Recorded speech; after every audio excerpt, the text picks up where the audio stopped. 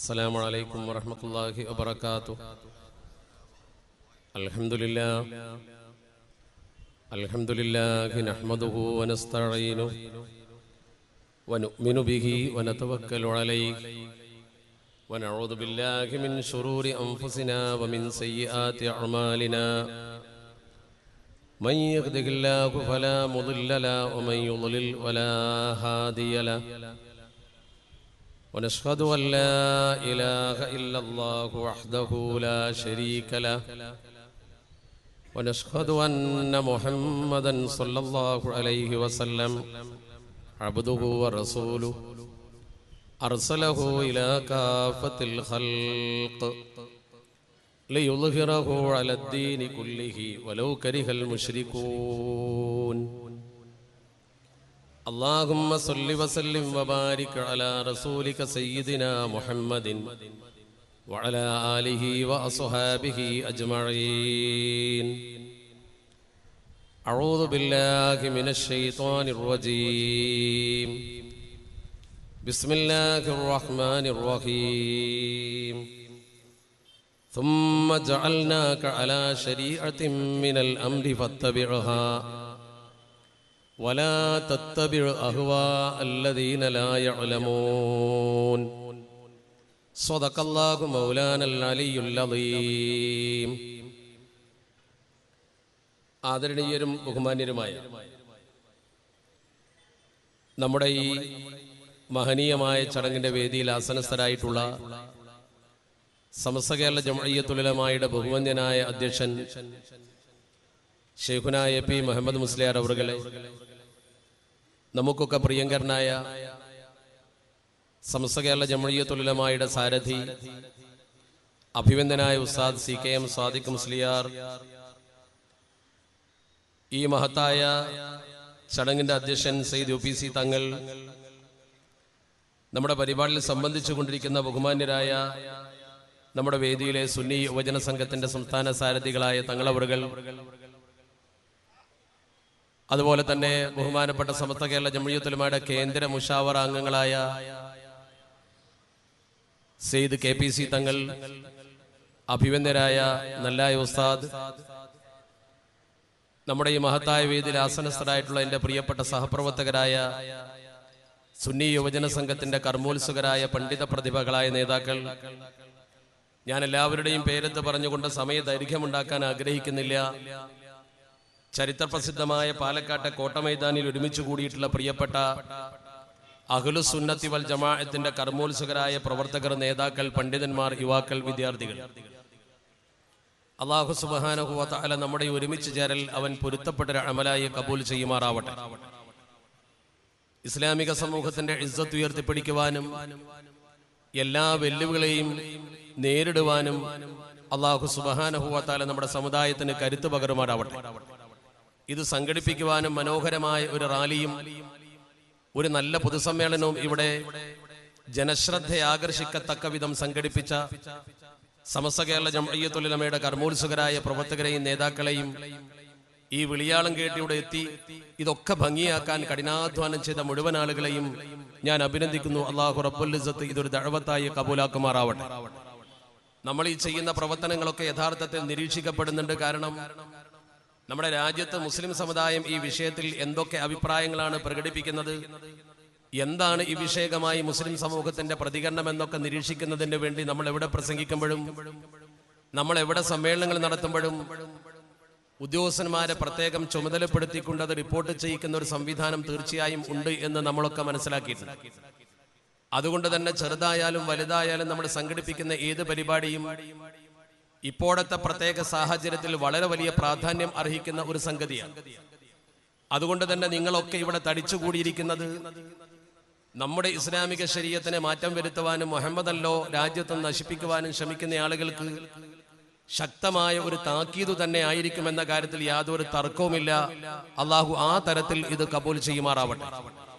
അതുകൊണ്ട് തന്നെ ഞാൻ ഈ വിഷയകമായി നിങ്ങൾ അഭിസംബോധന ചെയ്യുമ്പോൾ നമ്മൾ നിങ്ങളെക്കാൾ ഏറെ ഉദ്ദേശിക്കുന്നത് ഈ വിഷയത്തിൽ തെറ്റിദ്ധരിച്ചു നിൽക്കുന്ന ആളുകളും നമ്മുടെ ഉദ്യോഗസ്ഥ വൃന്ദവും നമ്മുടെ രാജ്യത്തെ ഭരണാധികാരികളും അടങ്ങുന്ന സമൂഹത്തെയാണ്. ഒരുപാട് അമുസ്ലിം സഹോദരങ്ങൾ ഈ വിഷയത്തിൽ പലതരത്തിലുള്ള തെറ്റിദ്ധാരണകൾ വെച്ച് പുലർത്തിക്കൊണ്ട് എന്തിനാണ് മുസ്ലിങ്ങൾ ഇത്ര വാശി പ്രകടിപ്പിക്കുന്നത്? അവർ ഒരു രാജ്യത്തിന്റെ സന്തതികൾ എന്ന രീതിയിൽ രാജ്യത്തെ നിയമങ്ങൾ അനുസരിക്കേണ്ടവരല്ലേ? അവർ ഈ രാജ്യത്തെ ഒരു മതരാജ്യമാക്കി മാറ്റാനാണോ ശ്രമിക്കുന്നത് എന്നൊക്കെ പ്രസംഗിക്കുകയും ആ വിധത്തിൽ ചില ലേഖനങ്ങളൊക്കെ എഴുതുകയും നമ്മളെ സംശയത്തിന്റെ മുന്നിൽ നിർത്തുകയും ചെയ്യുന്ന ഒരുപാട് ആളുകൾ നമ്മുടെ സമൂഹത്തിലുണ്ട്. അത്തരമൊരു ഘട്ടത്തിൽ തീർച്ചയായും നമ്മൾ ഈ വിഷയത്തെക്കുറിച്ച് വളരെ ഗൗരവത്തോടെ ചിന്തിക്കണം. നേരത്തെ കരീം സാഹിബ് സൂചിപ്പിച്ചതുപോലെ തന്നെ രാജ്യത്തെ ജനങ്ങളുടെ പ്രശ്നത്തിൽ നിന്നും ഒളിച്ചോടി ജനങ്ങളെ പ്രയാസപ്പെടുത്തുന്ന ദുരിതപൂർണമായ ഒരു ഭരണമാണ് ഇപ്പോൾ നടക്കുന്നത് എന്ന കാര്യത്തിൽ ആർക്കും തർക്കമില്ല.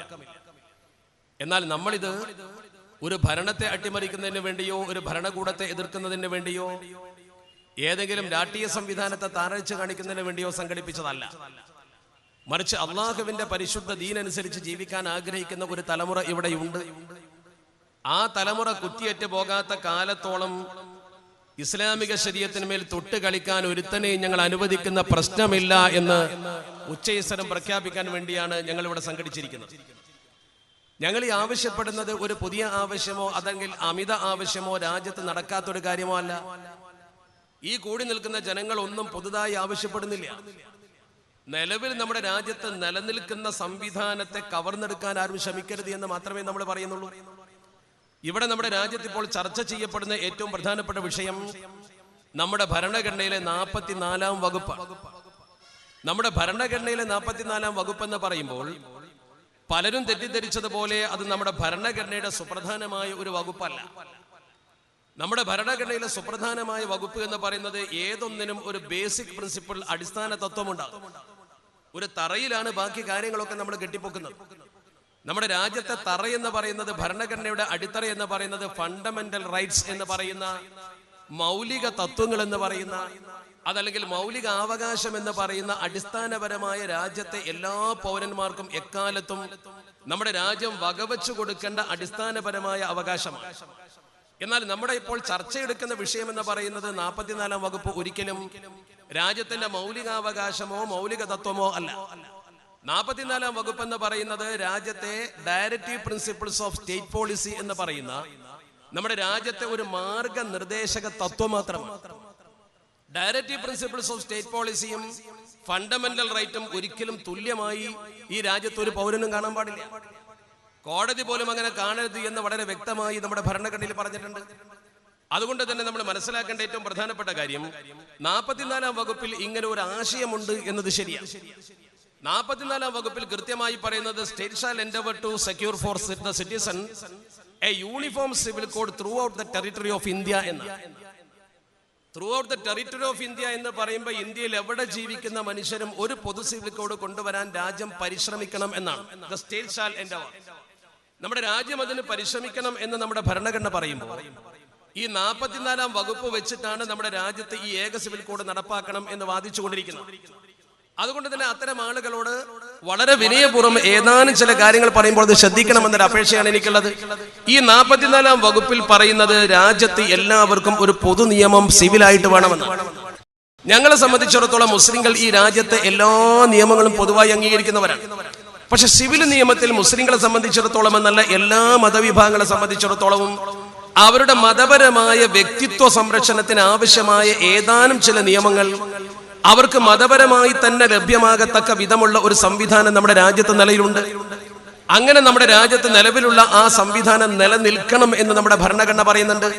അതാണ് ഭരണഘടനയുടെ 25-ാം വകുപ്പിൽ പറയുന്ന all persons are equally entitled to freedom of conscience and the right to freely profess practice propagate religion എന്ന് പറയുന്ന ഭരണഘടനാ വകുപ്പ്. അത് നമ്മുടെ രാജ്യത്തെ 25-ാം വകുപ്പാണ്. ഈ 25-ാം വകുപ്പ് എന്ന് പറയുന്നത് ഫണ്ടമെന്റൽ റൈറ്റ് ആണ്. ഫണ്ടമെന്റൽ റൈറ്റ് എന്ന് പറയുമ്പോൾ മൗലിക തത്വമാണ്. നഷ്ടപ്പെട്ടാൽ കോടതിയിൽ ചോദ്യം ചെയ്യാം, ആർക്കും തടയാൻ പാടില്ല. അതിനെ ഹനിക്കുന്ന ഒരു നിയമം നമ്മുടെ രാജ്യത്ത് കൊണ്ടുവരാനേ പാടില്ല. അതാണ് 25-ാം വകുപ്പിന്റെ ഏറ്റവും വലിയ പ്രത്യേകത. ഈ 25-ാം വകുപ്പ് അനുസരിച്ച് നമ്മുടെ രാജ്യത്ത് ഓരോ പൗരനും ഫ്രീഡം ഓഫ് കോൺഷ്യൻസ് അഥവാ മനസ്സാക്ഷിക്കനുസരിച്ചുള്ള ഒരു വിശ്വാസ സ്വാതന്ത്ര്യം, നമുക്ക് ഇഷ്ടപ്പെട്ട മതം തെരഞ്ഞെടുക്കാം. മതം തെരഞ്ഞെടുക്കാതെ ഇല്ലാതിരിക്കാം. നിങ്ങൾക്ക് ഏത് മതമാണോ ഇഷ്ടപ്പെട്ടത് ആ മതം തെരഞ്ഞെടുത്ത് ജീവിക്കാനുള്ള സൗകര്യം നിങ്ങൾക്ക് ഭരണഘടന തന്നിട്ടുണ്ട്. അതനുസരിച്ച് ജീവിക്കാൻ ഈ രാജ്യത്തെ സകല പൗരനും അവകാശമുള്ളപ്പോൾ അതിന്റെ മേലെ 44 വകുപ്പ് നടപ്പാക്കിയാൽ എങ്ങനെ ഉണ്ടാവും? ഈ സ്വാതന്ത്ര്യം നഷ്ടപ്പെടും. അപ്പൊ 44 വകുപ്പ് നടപ്പാക്കിയാൽ നല്ലത് എന്നാണ് പറയുന്നത്. 25 വകുപ്പ് നടപ്പാക്കൽ നിർബന്ധവുമാണ്. അപ്പൊ 25 വകുപ്പിനെ അപ്രസക്തമാക്കും വിധം 44 നടപ്പാക്കാൻ കഴിയില്ലല്ലോ. മാത്രമല്ല, ഈ ഫണ്ടമെന്റൽ റൈറ്റ് എന്ന് പറയുന്ന 25 മുതൽ 29 വരെയുള്ള വകുപ്പ് നമ്മുടെ രാജ്യത്ത് എല്ലാവർക്കും മതസ്വാതന്ത്ര്യം പൂർണ്ണമായി ഉറപ്പ് നൽകുന്നു. അതാകട്ടെ നമ്മുടെ രാജ്യത്ത് പണ്ട് കാലം മുതൽ ബ്രിട്ടീഷ് കാലഘട്ടം മുതൽ നമുക്ക് ഭരണഘടനാ ദത്തമായ ഒരു അവകാശം അതിൽ ഉൾക്കൊണ്ടിട്ടുണ്ട്. അതാണ് 937 മുഹമ്മദൻ ലോ, അതല്ലെങ്കിൽ ശരിയത്ത് അപ്ലിക്കേഷൻ ആക്ട്, അതല്ലെങ്കിൽ മുസ്ലിം വ്യക്തി നിയമം. ഈ വ്യക്തി നിയമം അനുസരിച്ച് ഇന്ത്യയിലെ മുസ്ലിങ്ങൾക്ക് ജീവിക്കാൻ ഈ രാജ്യത്ത് വ്യക്തമായ സ്വാതന്ത്ര്യമുണ്ട്. മാത്രമല്ല 25 വകുപ്പിനെ കുറിച്ച് പറയുന്നത് The Article 25 is one of the pillars of fundamental rights guaranteed by the Constitution എന്നാണ്. ആ വാചകത്തിന്റെ ഒരു വൈപുല്യം നമ്മൾ മനസ്സിലാക്കണം. ഈ രാജ്യത്തെ ഭരണഘടന വിഭാവനം ചെയ്യുന്ന മതസ്വാതന്ത്ര്യത്തിന്റെ ഒരു പില്ലറാണ്, ഒരു തൂണാണ് 25 വകുപ്പ് എന്ന് നമ്മുടെ ഭരണഘടനയുടെ വ്യാഖ്യാനത്തിൽ പറയുമ്പോൾ ഇതുപോലത്തെ ഒരു വാചകം എവിടെയെങ്കിലും 44 വകുപ്പിനെ കുറിച്ച് പറഞ്ഞിട്ടുണ്ടോ? അതാണ് നമുക്ക് ചോദിക്കാനുള്ള ഒന്നാമത്തെ ചോദ്യം. രാജ്യത്തെ അടിസ്ഥാനപരമായ തൂണ് തകർത്തിട്ട് വേണോ അതിന്മേൽ മറ്റൊന്ന് കെട്ടിപ്പൊക്കാൻ? എന്താണ് ഈ ചോദ്യത്തിന്റെ വ്യക്തമായ മറുപടി? വാശി പിടിപ്പിക്കാതെ കാര്യം നിങ്ങൾക്ക് ചർച്ച ചെയ്യാമല്ലോ. മാത്രമല്ല, പിന്നെ എങ്ങനെ 44 കടന്നുകൂടി? അതൊരു ചർച്ചയാണ്. 1947 നമ്മുടെ രാജ്യത്ത് ഒരു കോൺസ്റ്റിറ്റ്യൂഷൻ അഥവാ നമ്മുടെ ഭരണഘടന നിർമ്മിക്കുന്നതിന് വേണ്ടി 1947 മാർച്ച് 28 ഡൽഹിയിൽ യോഗം ചേർന്ന് ഭരണഘടനാ നിർമ്മാണ സഭയെ കുറിച്ച് അറിയാവുന്ന ആളുകൾ അതിനെക്കുറിച്ച് ചർച്ച ചെയ്ത് നമ്മുടെ രാജ്യത്ത് ഒരു ഭരണഘടന രൂപീകരിക്കുന്നതിന് വേണ്ടി കോൺസ്റ്റിറ്റ്യൂഷൻ അസംബ്ലി ചേർന്നു. എം.ആർ. മസാനി എന്ന് പറയുന്ന ഒരു വ്യക്തി ഏക സിവിൽ കോഡ് നമ്മുടെ രാജ്യത്ത് എല്ലാവർക്കും കൊണ്ടുവരണമെങ്കിൽ രാജ്യത്ത് ഏകീകരണം ഉണ്ടാകൂ എന്ന് ശക്തമായി വാദിക്കുകയും അതേ തുടർന്ന് നിരന്തരമായ ചർച്ച നടക്കുകയും ചർച്ചക്കൊടുവിൽ അത് തള്ളപ്പെടുകയും ചെയ്തു.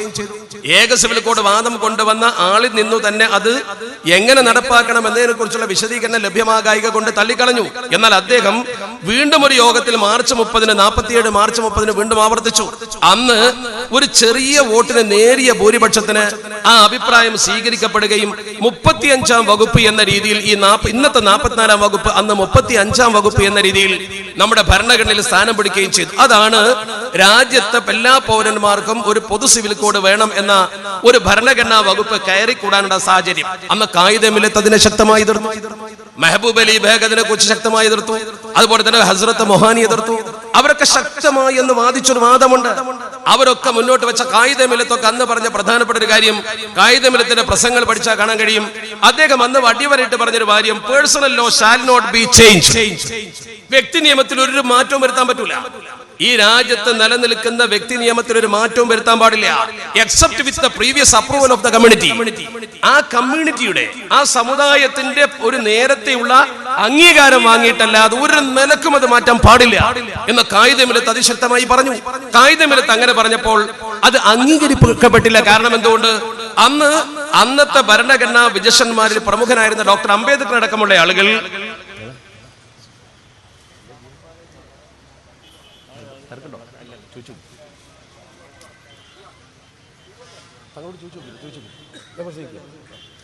തങ്ങളുടെ സമൂഹത്തോട് ഞാൻ പ്രസംഗിക്കുന്നത് ഡോക്ടർ അംബേദ്കർ അടക്കമുള്ള ആളുകൾ അന്നതിന് പറഞ്ഞ മറുപടി, ഒരിക്കലും നമ്മുടെ രാജ്യത്ത് കായിദ മില്ലത്ത് അടക്കമുള്ള ആളുകൾ ഉന്നയിച്ച ആശങ്ക ശരിയല്ല. കാരണം നമ്മുടെ രാജ്യത്തെ ഭരണഘടനയുടെ 13(2) കൃത്യമായി പറയുന്നു, 13(2) ഭരണഘടന പരിശോധിച്ചാൽ കാണാൻ കഴിയും, നമ്മുടെ രാജ്യത്ത് the state shall not make any law. നമ്മുടെ രാജ്യത്ത് ഒരു നിയമവും നിർമ്മിക്കാൻ പാടില്ല which takes away or abids the right conferred in this part. നമ്മുടെ രാജ്യത്ത് right conferred in this part എന്ന് പറഞ്ഞാൽ ഈ രാജ്യത്തെ ഭരണഘടനയിൽ പറഞ്ഞ ഈ മതാവകാശം, ആ മതാവകാശത്തെ അപ്രസക്തമാക്കുകയോ or abridge അതിനെ കുറക്കുകയോ ചെയ്യുന്ന ഒരു നിയമവും രാജ്യത്ത് നിർമ്മിക്കാൻ പാടില്ല. നമ്മുടെ ഈ ഭരണഘടനാവകാശത്തെ കുറക്കുന്ന ഒരു നിയമം അഥവാ നിർമ്മിച്ചാൽ അതേ ഭരണഘടനാ വകുപ്പിൽ തന്നെ പറയുന്നുണ്ട്, and any law made in contravention of this clause. ഈ ക്ലോസിന് വിരുദ്ധമായി അഭിഭാഷകരുണ്ടാവില്ല, അവർക്ക് കൃത്യമായി അറിയല്ലോ. ഈ നിയമം നമ്മുടെ രാജ്യത്ത് ഭരണഘടനാ ദത്തമായ മതാവകാശത്തെ ഹനിക്കുന്ന തരത്തിൽ എന്ത് നിയമം കൊണ്ടുവന്നാലും ആ നിയമം തീർച്ചയായും അസാധുവായിരിക്കും എന്ന് കൃത്യമായി ഭരണഘടനയിൽ പറയുന്നുണ്ട്. അത് അസാധുവാണെന്ന് പറയുന്ന ഭരണഘടന ഉള്ള കാലത്തോളം നമ്മുടെ രാജ്യത്ത് യൂണിഫോം സിവിൽ കോഡ് 44-ാം വകുപ്പിൽ ഉള്ളത് കൊണ്ട് ഭയപ്പെടേണ്ടതില്ല എന്ന് പറഞ്ഞുകൊണ്ടൊരു നിർബന്ധ ബുദ്ധിയിൽ നിലനിർത്തിയതാണ് 44-ാം വകുപ്പ്. ഈ 44-ാം വകുപ്പ് ഇന്ത്യയിൽ എപ്പോഴും ചർച്ചയ്ക്ക് വന്നിട്ടുണ്ട്. അത് അപകടകരമാണ്. ആ 44-ാം വകുപ്പ് എടുത്തു നീക്കണമെന്നാണ് ഖായിദ മില്ലത്തും മെഹബൂബ് അലി ബേഗം ഒക്കെ അന്ന് പറഞ്ഞത്. അത് എടുത്തു നീക്കാത്തത് കൊണ്ടാണ് ഇനി പ്രശ്നമുണ്ടായത്. സത്യത്തിൽ ഈ 44-ാം വകുപ്പിന്മേൽ കയറി പിടിക്കുന്ന ആളുകളോട്, 44-ാം വകുപ്പ് നടപ്പാക്കണമെന്ന് പറഞ്ഞ് കോലാഹലം സൃഷ്ടിക്കുന്ന ആളുകളോട് വളരെ വിനയപൂർവ്വം ഞാൻ ചോദിക്കട്ടെ, നിങ്ങൾ ഈ പറയുന്ന 44-ാം വകുപ്പ് കേവലം ഒരു 44 മാത്രമല്ലല്ലോ, അത് directive principles of state policy അല്ലേ? ഈ directive principles of state policy എന്ന് പറയുന്നത് കേവലം 44 അല്ല, 34, 36 മുതൽ 51 വരെയുള്ള ഭരണഘടനാ ഗ്രന്ഥത്തിലെ നമ്മുടെ ഭരണഘടന ആർക്കും വായിക്കാൻ കിട്ടുമല്ലോ, അത് വാങ്ങിപ്പടി. ഇന്ത്യൻ ഭരണഘടന രഹസ്യമായ സാധനമൊന്നുമല്ല, ആരും പേടിപ്പിക്കണ്ട. 44 വകുപ്പ് ഭരണഘടനയിലുള്ളതാണ്. അതുകൊണ്ട് ഏക സിവിൽ കോഡ് നടപ്പാക്കാൻ രാജ്യത്തിന് കഴിയും. നിങ്ങൾ അതിൽ വാശി പിടിക്കണം എന്ന് പറയുന്നവരോട് വിനയത്തോടെയും അല്പം ഗൗരവത്തോടെയും പറയട്ടെ, ഭരണഘടന ഞങ്ങളെ പഠിപ്പിക്കാനൊന്നും നിങ്ങൾ ആരും വരേണ്ട കാര്യമില്ല. ഇന്ത്യൻ ഭരണഘടന സകല ഇന്ത്യൻ പൗരന്മാർക്കും അറിയും. നിങ്ങൾ ഭരണഘടന പറഞ്ഞ് പേടിപ്പിക്കൊന്നും വേണ്ട. ഇന്ത്യ മഹാരാജ്യത്തിന്റെ ഭരണഘടനയിൽ ഒരു 44 ഉണ്ടെങ്കിൽ ആ 44-നേക്കാൾ പ്രധാനമായി രാജ്യത്തെ ജനങ്ങൾക്ക് മതാവകാശം വകവെച്ചു കൊടുക്കുന്ന 25-നപ്പുറത്തേക്ക് അത് കടത്താൻ ഒരുത്തനും കഴിയില്ല. പേടിപ്പിക്കേണ്ട കാര്യത്തില് ഇന്ത്യ മഹാരാജ്യത്തിന്റെ ഭരണഘടന കൃത്യമായി നമുക്കൊക്കെ പഠിക്കാൻ പറ്റും. നിങ്ങൾ ഈ പറയുന്ന 44 എന്ന് പറയുന്നത് 36 to 51 16 വകുപ്പാ. ആ 16 വകുപ്പിൽ എന്താ ഈ 44-മേൽ മാത്രം കയറി പിടിക്കുന്നത്? അതിൽ തന്നെ ഈ രാജ്യത്തിന്റെ പുരോഗതിയാണ് ലക്ഷ്യമെങ്കിൽ ആദ്യം ചെയ്യേണ്ടത്, പുരോഗതിയാണ് ഉദ്ദേശിക്കുന്നതിൽ ആദ്യം ചെയ്യേണ്ടത് ഈ രാജ്യത്ത് കൃത്യമായി നടപ്പാക്കേണ്ട ചില വകുപ്പുകൾ. മാത്രമല്ല, നിങ്ങൾ ഈ പറയുന്ന മൊത്തം ഡയറക്റ്റീവ് പ്രിൻസിപ്പിൾസിന്റെ 37-ാം വകുപ്പ് എന്താ? അതിന്റെ 37-ാം വകുപ്പിൽ പറയുന്നു, the provisions contained in this part shall not be enforceable by any court. Shall not be enforceable by any court. ഒരു കോടതിക്കും നമ്മുടെ രാജ്യത്ത് നടപ്പാക്കാൻ പറയാൻ പറ്റില്ല. ഈ പറയുന്ന 44-ാം വകുപ്പിന്റെ കൂടെയുള്ള വകുപ്പാണ് 36 മുതൽ 51 വരെ. അതിലെ 37 പറയുന്നു ഒരു കോടതിക്കും ഇത് രാജ്യത്ത് നടപ്പാക്കാൻ പറയാൻ പറ്റില്ല. അപ്പോൾ രാജ്യത്ത് നിർബന്ധിച്ച് നടപ്പാക്കാൻ കോടതിക്ക് പോലും അവകാശമില്ലെങ്കിൽ പിന്നെ ആർക്കും അതിന് അവകാശം? അത് നിർബന്ധിച്ച് നടപ്പാക്കാൻ പാടില്ല, രാജ്യത്ത് നടപ്പാക്കാൻ പറ്റുന്ന സമയത്ത് നടപ്പാക്കാം. അപ്പൊ ഞങ്ങളോട് ചോദിക്കുന്ന ഒരു ചോദ്യമുണ്ട്, നിങ്ങൾ എന്താ രാജ്യത്തിന്റെ ഭരണഘടന അംഗീകരിക്കാത്തത്? ഞങ്ങൾ അംഗീകരിക്കുന്നുണ്ടല്ലോ. ഒരു മുസ്ലിമും ഒരു അമുസ്ലിമും തമ്മിൽ ഇന്ത്യയിൽ പ്രശ്നമുണ്ടായാൽ നമുക്ക് രണ്ടു കൂട്ടർക്കും ഒരു നിയമമാണ്. ഞങ്ങൾ ഒരിക്കലും കോടതിയിൽ വന്ന് ഞങ്ങൾക്ക് ഇസ്ലാമിക നിയമം വേണമെന്ന് പറയാറില്ല. പറയാൻ ഞങ്ങൾ ഒരിക്കലും ഈ രാജ്യത്ത് മുന്നോട്ട് വന്നിട്ടില്ല, വരികയുമില്ല. അതൊരിക്കലും നടക്കുന്ന കാര്യമല്ല. ഒരു ബഹുമത രാജ്യത്തിൽ മുസ്ലിങ്ങൾക്ക് മുസ്ലിങ്ങളുടെ അവകാശം വേണം എന്ന് പറയുമ്പോൾ അതിന് കൃത്യമായ മാർഗരേഖയും പരിമിതിയും പരിധിയുമുണ്ട്. ആ പരിധി കൃത്യമായി ഇവിടെ നിർവചിതമാണ്. 937 മുഹമ്മദ് ലോയിൽ നിങ്ങൾ ഈ പറയുന്നത് പോലെ മുസ്ലിങ്ങളുടെ സകല നിയമങ്ങളും ഉൾപ്പെട്ടിട്ടില്ല. ഞങ്ങൾക്ക് ഒഴിച്ചുകൂടാൻ പറ്റാത്ത ഞങ്ങളുടെ സ്വകാര്യ ജീവിതവുമായി ബന്ധപ്പെട്ട അല്ലെങ്കിൽ വ്യക്തി ജീവിതവുമായി ബന്ധപ്പെട്ടതാണ് പേഴ്സണൽ. ഞങ്ങളുടെ വ്യക്തി ജീവിതവുമായി ബന്ധപ്പെട്ട ചില പ്രധാന വിഷയങ്ങൾ അത് അതിപ്രധാനമാണ്. ഞങ്ങളുടെ വ്യക്തി ജീവിതവുമായി ബന്ധപ്പെട്ടെന്ന് പറയുമ്പോൾ വിവാഹം, വിവാഹമോചനം, അതുപോലെ തന്നെ മെയിന്റനൻസ് എന്ന് പറയുന്ന ജീവനാംശം, മഹർ, അതുപോലെ രക്ഷാകർതൃത്വം, സ്ത്രീകളുടെ പ്രത്യേക സ്വത്തവകാശം, പിന്തുടർച്ചാവകാശം, വഖഫ്, ട്രസ്റ്റ്, ദാനം, ഈ കാര്യങ്ങളിൽ മാത്രം മുസ്ലിങ്ങൾക്ക് മതപരമായി വല്ല തർക്കവും വന്നാൽ ഉഭയ കക്ഷികൾ മുസ്ലിങ്ങളാണെങ്കിൽ അത് ശരിക്കും മനസ്സിലാക്കണം. രണ്ട് കക്ഷിയും മുസ്ലിം ആണെങ്കിൽ മാത്രം, ഒരു ഹിന്ദുവും ഒരു മുസ്ലിമും തമ്മിലുള്ള തർക്കത്തിൽ, ഒരു ക്രിസ്ത്യാനിയും ഒരു മുസ്ലിമും തമ്മിലുള്ള തർക്കത്തിൽ ഈ വിഷയം ബാധകമേ അല്ല. ഒരു മുസ്ലിമും തമ്മിൽ തർക്കിച്ചാൽ അവന്റെ വിവാഹം, അവന്റെ വിവാഹമോചനം, അവന്റെ വഖഫ്, ട്രസ്റ്റ്, അവന്റെ രക്ഷകർതൃത്വം, മഹർ, സ്ത്രീകളുടെ സ്വത്തവകാശം, ഈ വിഷയത്തിൽ ഇസ്ലാമിക നിയമം എന്താണോ പറയുന്നത് ആ നിയമം അനുസരിച്ച് അവന് വിധി കൊടുക്കാൻ നമ്മുടെ രാജ്യത്ത് സൗകര്യമുണ്ട്. ഈ സൗകര്യം ബ്രിട്ടീഷുകാർ തന്നതാണ്. നേരത്തെ ഖായിദ മില്ലത്തിന്റെ ഒരു പ്രസംഗത്തിലുണ്ട്, ഇന്ത്യ മഹാരാജ്യത്ത് 44-ാം വകുപ്പ് ചർച്ച ചെയ്തപ്പോൾ ഖായിദ മില്ലത്ത് അന്ന് ചെയ്ത പ്രസംഗത്തിൽ പറയുന്നുണ്ട്, 150 കൊല്ലം ബ്രിട്ടീഷുകാർ ഇന്ത്യ ഭരിക്കാൻ സാഹചര്യം ഒരുക്കിയത് ഈ അവകാശം എല്ലാ മതവിശ്വാസികൾക്കും നൽകിയത് കൊണ്ടാണ്. അത് അന്ന് നൽകിയില്ലെങ്കിൽ രാജ്യത്ത് ബ്രിട്ടീഷുകാർക്കെതിരെ അപ്പോൾ തന്നെ വമ്പിച്ച കലാപമുണ്ടാകും. അപ്പോൾ ഒരു ഗവൺമെന്റിന് പോലും നിലനിൽപ്പില്ലാത്ത വിധമാകും ഒരു സമൂഹത്തിന്റെ മതവിശ്വാസത്തെ ചോദ്യം ചെയ്താൽ. ഇവിടെ മുസ്ലിമിനെ സംബന്ധിച്ചിടത്തോളം അവന്റെ ജീവിതത്തിലെ എല്ലാ വിഷയത്തിലും ഇത് ബാധകമല്ല. ഒരു മുസ്ലിം കള്ളു കുടിച്ചൊരു കുഴപ്പമുണ്ടാക്കിയ റോഡിൽ കോടതി ചെന്നാൽ ഞങ്ങൾക്ക് ശരീഅത്ത് നിയമം വേണമെന്ന് ഞങ്ങൾ പറയുന്നില്ല. ഒരു മുസ്ലിം വ്യഭിചരിച്ചു, അല്ലെങ്കിൽ ഒരു മുസ്ലിം കട്ടു, അല്ലെങ്കിൽ ഒരു മുസ്ലിം കൊലപാതകം ചെയ്തു, അത് കോടതിയിലെത്തിയാൽ എങ്ങനെ വിധിക്കണമെന്ന് ഇന്ത്യ തീരുമാനിക്കും. അത് CRPC ആണ്, ക്രിമിനൽ പ്രൊസീജിയർ കോഡ്. നമ്മുടെ രാജ്യത്ത് എല്ലാവർക്കും ഒരു നിയമമാണ്. നേരെ മറിച്ച് ഒരു മുസ്ലിമിന്റെ നിക്കാഹ്, അവന്റെ തൊലാക്ക്, ഇത്തരം വിഷയങ്ങൾ, ഉദാഹരണമായി ഈ പ്രശ്നം കോടതിയിൽ വന്നാൽ അവൻ ഹനഫി ആണെങ്കിൽ പാലക്കാടൊക്കെ കൂടുതൽ ഹനഫികൾ ഉണ്ടാവും. അവൻ ഹനഫി ആണെങ്കിൽ ഷെയ്ഖ് ബുർഹാനുദ്ദീൻ അലി എഴുതിയ അൽ ഹിദായ ഫിൽ ഫുറൂഅ് ഈ ഗ്രന്ഥം അനുസരിച്ചുകൊണ്ട് വിധി കിട്ടുമെന്നുള്ള കാര്യം ഉറപ്പാണ്. ഷാഫി ആണെങ്കിലോ, ഇപ്പൊ ഞങ്ങളെ പോലത്തെ ഷാഫികളായ ആളുകളാണെങ്കിൽ അവർക്ക് എന്ത് കിട്ടും? അവർക്ക് കൃത്യമായി മിൻഹാജ് അനുസരിച്ചുള്ള വിധി കിട്ടും. ഷിയാക്കളാണെങ്കിലോ അവർക്ക് നജമുദ്ദീൻ ജാഫർ ബിൻ മുഹമ്മദ് ഇല്ലിയുടെ ഷറായിഉൽ ഇസ്ലാം അനുസരിച്ച് വിധി കിട്ടും. ഇത് ബ്രിട്ടീഷുകാർ തന്ന നിയമമാണ്. ഈ നിയമം നമ്മുടെ രാജ്യത്ത് കോടതിയിൽ നിലനിൽക്കുന്നുണ്ട്. എപ്പോൾ ഉഭയകക്ഷികൾ മുസ്ലിങ്ങളാകുമ്പോൾ, മുസ്ലിമും തമ്മിൽ തർക്കിച്ചാൽ മാത്രം ഫതാവ ആലംഗീരി അനുസരിച്ച് വിധി കൊടുക്കുന്ന സംവിധാനം നമ്മുടെ രാജ്യത്തുണ്ട്. ഇത് നമ്മുടെ രാജ്യത്ത് നിലനിൽക്കണം. എന്താ കാരണം? നമ്മുടെ ഭരണഘടനയുടെ 29-ാം വകുപ്പ് പറയുന്നു, ഭരണഘടനയിലെ 29 കൃത്യമാണ്, any section of citizen residing in the territory of India or any part, India മഹാരാജ്യത്ത് എവിടെ താമസിക്കുന്ന ഏതൊരു മുസ്ലിമോ ആ മുസ്ലിമും ആരാവട്ടെ, അവിടെ പറഞ്ഞ വാചകം എനി സെക്ഷൻ എന്നാണ്, ജാതിയില്ല. ഏത് വിഭാഗത്തിൽപ്പെട്ട ആള് ഇന്ത്യയിൽ എവിടെ താമസിക്കുന്നവനാണെങ്കിലും ശരിക്കും ശ്രദ്ധിക്കണം. ഭരണഘടന പറയുന്നു, ഇന്ത്യയുടെ ഏത് പാലക്കാട്ടാണെങ്കിലും മലപ്പുറത്താണെങ്കിലും കാശ്മീരിലാണെങ്കിലും പഞ്ചാബിലാണെങ്കിലും എവിടെ താമസിക്കുന്ന any section of citizen residing in the territory of India or any part, ഇന്ത്യക്കാരൻ എവിടെ താമസിക്കുകയാണെങ്കിൽ ശരി, there of having a distinct language script culture of its own എന്നാ പറയുന്നത്. ആരുണ്ടാക്കി കൊടുത്തല്ല, അവർക്ക് അവരുടേതായ ഒരു സംസ്കാരമോ അവരുടേതായ ഒരു ലിപിയോ അവരുടേതായ ഒരു ഭാഷയോ ഉണ്ടെങ്കിൽ അവർക്ക് അവരുടെ ഒരു സംസ്കാരം, മുസ്ലിങ്ങൾക്ക് മുസ്ലിങ്ങളുടെ സംസ്കാരമുണ്ട്, എന്റെ ഹിന്ദു സുഹൃത്തുക്കൾക്ക് അവരുടെ സംസ്കാരമുണ്ട്, ക്രൈസ്തവർക്ക് അവരുടെ സംസ്കാരമുണ്ട്. അങ്ങനെ ഓരോ സംസ്കാരമുള്ള ആളുകൾ ഇന്ത്യയിൽ എവിടെ താമസിക്കുകയാണെങ്കിലും ശരി, എന്നിട്ട് ഭരണഘടനയിൽ പറയുന്നു ഷാൽ ഹാവ് ടു കൺസർവ്, അവർക്ക് കൃത്യമായി പറയുന്നു അവർക്ക് റൈറ്റ് ഉണ്ട്, the right to conserve the same. Conserve എന്ന പദത്തിന്റെ അർത്ഥം എന്താ? കൺസർവ് എന്ന ഇംഗ്ലീഷ് പദത്തിന്റെ അർത്ഥം എന്താ? പച്ച മലയാളത്തിൽ കൺസർവ് എന്ന പദത്തിനെ പരിഭാഷപ്പെടുത്തിയാൽ കേടുവരാതെ സൂക്ഷിക്കാൻ. ഇംഗ്ലീഷ് പഠിച്ച ആളുകളോട് ചോദിക്കും, കേടുവരാതെ സൂക്ഷിക്കാം. അപ്പൊ നമ്മുടെ സംസ്കാരത്തിന് കേടുവരാതെ സൂക്ഷിക്കാൻ നമ്മുടെ രാജ്യത്തെ ഭരണഘടനയുടെ 29-ാം വകുപ്പ് ഞങ്ങൾക്കെന്നല്ല എല്ലാവർക്കും അവകാശം കൊടുത്തിട്ടുണ്ട്. അതിൽ പക്ഷപാതിത്വമില്ല. ഒരു സിഖുകാരൻ അവന്റെ മതത്തിന് കേടുവരാത്ത വിധം ജീവിക്കാൻ സൗകര്യമുണ്ട്. ഇവിടെ ഞങ്ങളുടെ മതത്തിന് കേടുവരും എപ്പോൾ? ഞങ്ങളെ മതത്തെ സംബന്ധിച്ചിടത്തോളം ഞങ്ങളെ മതത്തിന് കേടുപറ്റുന്നത് മുഹമ്മദ് അല്ലോ എടുത്തു നീക്കുമ്പോൾ. മുഹമ്മദ് അല്ലോ എടുത്തു നീക്കിയാലും മുഹമ്മദ് അല്ലോ ഉണ്ടായാലുമുള്ള വ്യത്യാസം എന്താ? ഉദാഹരണം, ഞാനൊരു ചെറിയ ഉദാഹരണം വളരെ പെട്ടെന്ന് നിങ്ങൾക്ക് ബോധ്യപ്പെടുന്ന പോലെ പറയാം. എന്നെ സംബന്ധിച്ചിടത്തോളം ഞാൻ ഇന്ന് ഒരു പെണ്ണിനെ നിക്കാഹ് കഴിച്ചു. അവൾ എന്റെ ഭാര്യയാണെന്ന് തെളിയിക്കേണ്ട ഒരു അവസ്ഥ എനിക്ക് വന്ന് പാസ്പോർട്ടിൽ ചേർക്കുവാനോ അതല്ലെങ്കിൽ വേറെ എന്തെങ്കിലും അവകാശ തർക്കത്തിന്റെ പേരിലോ ഇവൾ എന്റെ ഭാര്യയാണെന്ന് തെളിയിക്കാൻ ഇന്നൊരു നിയമ കോടതിക്ക് മുമ്പിൽ ഞാൻ പോയാൽ എനിക്ക് എന്റെ പള്ളിയിലെ ഖാദിയുടെ ഒരു സർട്ടിഫിക്കറ്റ്, നിക്കാഹ് സർട്ടിഫിക്കറ്റ് മഹല്ല് തന്നാൽ മതി. ആ നിക്കാഹ് ഖബിൽതു മിൻക നിക്കാഹഹ എന്ന് വലിയിൽ നിന്ന് ആ പെണ്ണിനെ ഞാൻ ഏറ്റെടുക്കുന്ന വചനം പറഞ്ഞിട്ടുണ്ടെങ്കിൽ ഇന്ത്യയിലെ കോടതിക്ക് മുഹമ്മദ് ലോ അനുസരിച്ച് മുസ്ലിം ആണെങ്കിൽ അത് നിക്കാഹ് വിവാഹത്തിന് തെളിവാണ്. മുഹമ്മദ് അല്ലോ എടുത്തു നീക്കിയാൽ അത് സംഭവിക്കില്ല. മുഹമ്മദ് അല്ലോ എടുത്തു നീക്കിയാൽ രജിസ്ട്രേഡ് മാരേജ് നടത്തിയിട്ടുണ്ടോന്നാ നോക്കുക. രജിസ്ട്രേഡ് മാരേജ് നടത്തിയിട്ടുണ്ടോന്ന് മാത്രമേ കോടതി നോക്കൂ. എന്നതുപോലെ ഞാനൊരു ഭാര്യയെ എന്തെങ്കിലും കാരണവശാൽ ഇസ്ലാമിക രീതിയിൽ തൊലാഖ് ചൊല്ലി, ഞാൻ തൊലാഖ് ചൊല്ലി ആ ഭാര്യയ്ക്ക് ശേഷം വേറെ വിവാഹം കഴിച്ചു, ഞാൻ വിവാഹം കഴിച്ച് ജീവിക്കുന്നു, എനിക്ക് കുഞ്ഞുങ്ങളുണ്ടാവുന്നു, ഞാൻ മരിച്ചു പോകുന്നു. ഞാൻ മരിച്ചതിന് ശേഷം എന്റെ മക്കൾ സ്വത്തോഹരി വെക്കുമ്പോൾ ഒരു പെണ്ണ് പ്രത്യക്ഷപ്പെടുന്നു, ഞാൻ ഇയാളെ ഭാര്യയാണ്. ഭാര്യയല്ലെന്ന് ഈ മക്കള് പറയും, എന്നോ തൊലാഖ് ചൊല്ലിയിട്ടുണ്ട്.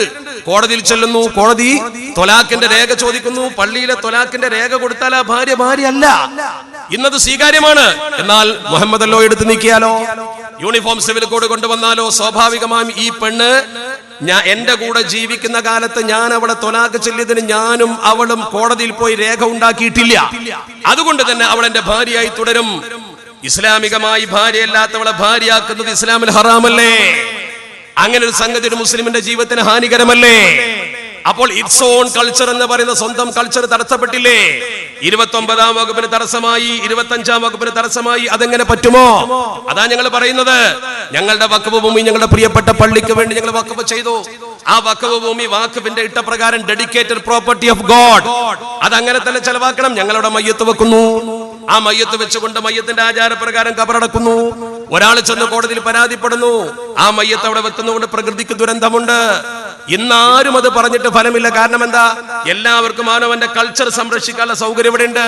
നാളെ പിറ്റേന്ന് ഒരാൾ വന്നുകൊണ്ട് പറയുന്നത് കോടതി സ്വീകരിക്കുമ്പോൾ നമ്മളെ വിളിക്കും, നമ്മളോട് ചോദിക്കും നിങ്ങൾ എന്തിനാ മയ്യത്ത് മണ്ണിൽ വെക്കുന്നത്?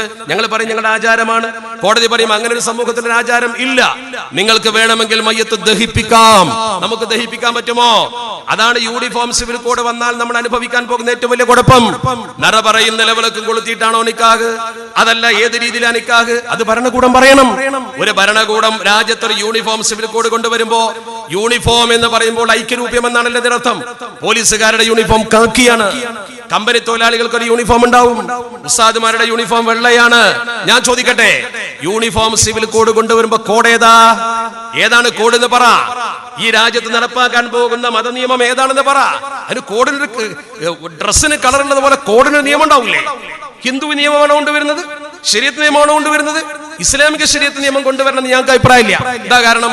ഞങ്ങൾ ഇവിടെ 20% ഉള്ളൂ, 80% മുസ്ലിങ്ങളാ. 20% വരുന്ന മുസ്ലിങ്ങളുടെ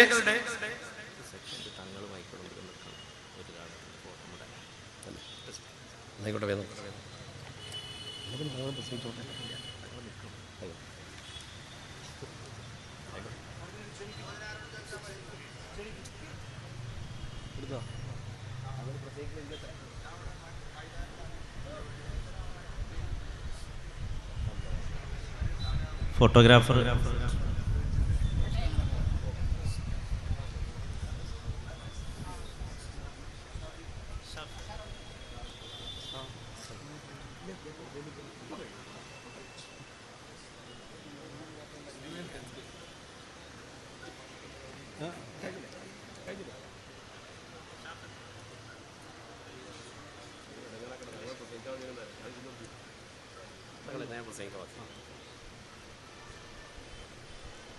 ഞാൻ കൂടുതൽ ദീർഘിപ്പിക്കുക, അവസാനിപ്പിക്കുന്ന വിഷയങ്ങൾ അല്പം ആളുകൾക്ക് ബോധ്യപ്പെടുത്തി കൊടുക്കേണ്ട കാര്യമുള്ളത് കൊണ്ടാണ് ഞാൻ പറയുന്നത്.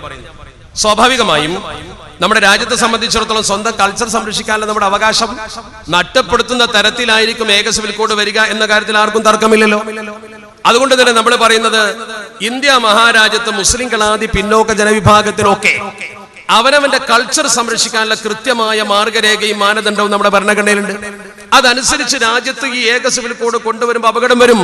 മാത്രമല്ല, യൂണിഫോം സിവിൽ കോഡ് കൊണ്ടുവരുന്ന ആളുകൾ വളരെ കൃത്യമായി മനസ്സിലാക്കേണ്ട ഒരു കാര്യം, ഈ യൂണിഫോം സിവിൽ കോഡ് നിങ്ങൾ കൊണ്ടുവരാൻ ശ്രമിക്കുമ്പോൾ അതിനേക്കാൾ പ്രധാനമുള്ള വകുപ്പുകൾ ഈ 45ന്റെ കൂടെ ഉണ്ടല്ലോ. 16 വകുപ്പുകളിൽ ഒന്നല്ലേ 44? രാജ്യത്തിന്റെ പുരോഗതിയാണോ നിങ്ങളുടെ ലക്ഷ്യം? എങ്കിൽ ഈ ചോദ്യത്തിന് നിങ്ങൾ മറുപടി പറയണം. ഇതിനെ ന്യായീകരിക്കുന്ന ആരാണെങ്കിലും ശരി, ഭരണകൂടത്തിന് അമിത പിന്തുണ കൊടുക്കുന്ന ആരാണെങ്കിലും ശരി, അവരോട് വിനയത്തിന്റെ ഭാഷയിൽ ചോദിക്കുന്നു, നമ്മുടെ ഭരണഘടന 45-ാം വകുപ്പ് എന്താ? ഭരണഘടന 45-ാം വകുപ്പ് പറയുന്നത്, state shall endeavour to provide within a period of 10 years. Within a period of 10 years എന്ന് പറഞ്ഞിട്ട് എന്റെ കാലം പറയുന്നുണ്ട്, from the commencement of this constitution. നമ്മുടെ കോൺസ്റ്റിറ്റ്യൂഷൻ നിലവിൽ വന്ന് 10 കൊല്ലത്തിന്റെ ഉള്ളിൽ നമ്മുടെ രാജ്യം നൽകാൻ ബാധ്യസ്ഥമാണ്. എന്ത് നൽകാൻ ബാധ്യസ്ഥമാണ്? കൃത്യമായി പറയുന്നു, for free and compulsory education.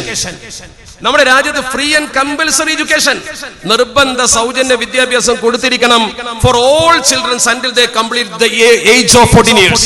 The age of 14 years. സമയബന്ധിതാണ് വിഷയം.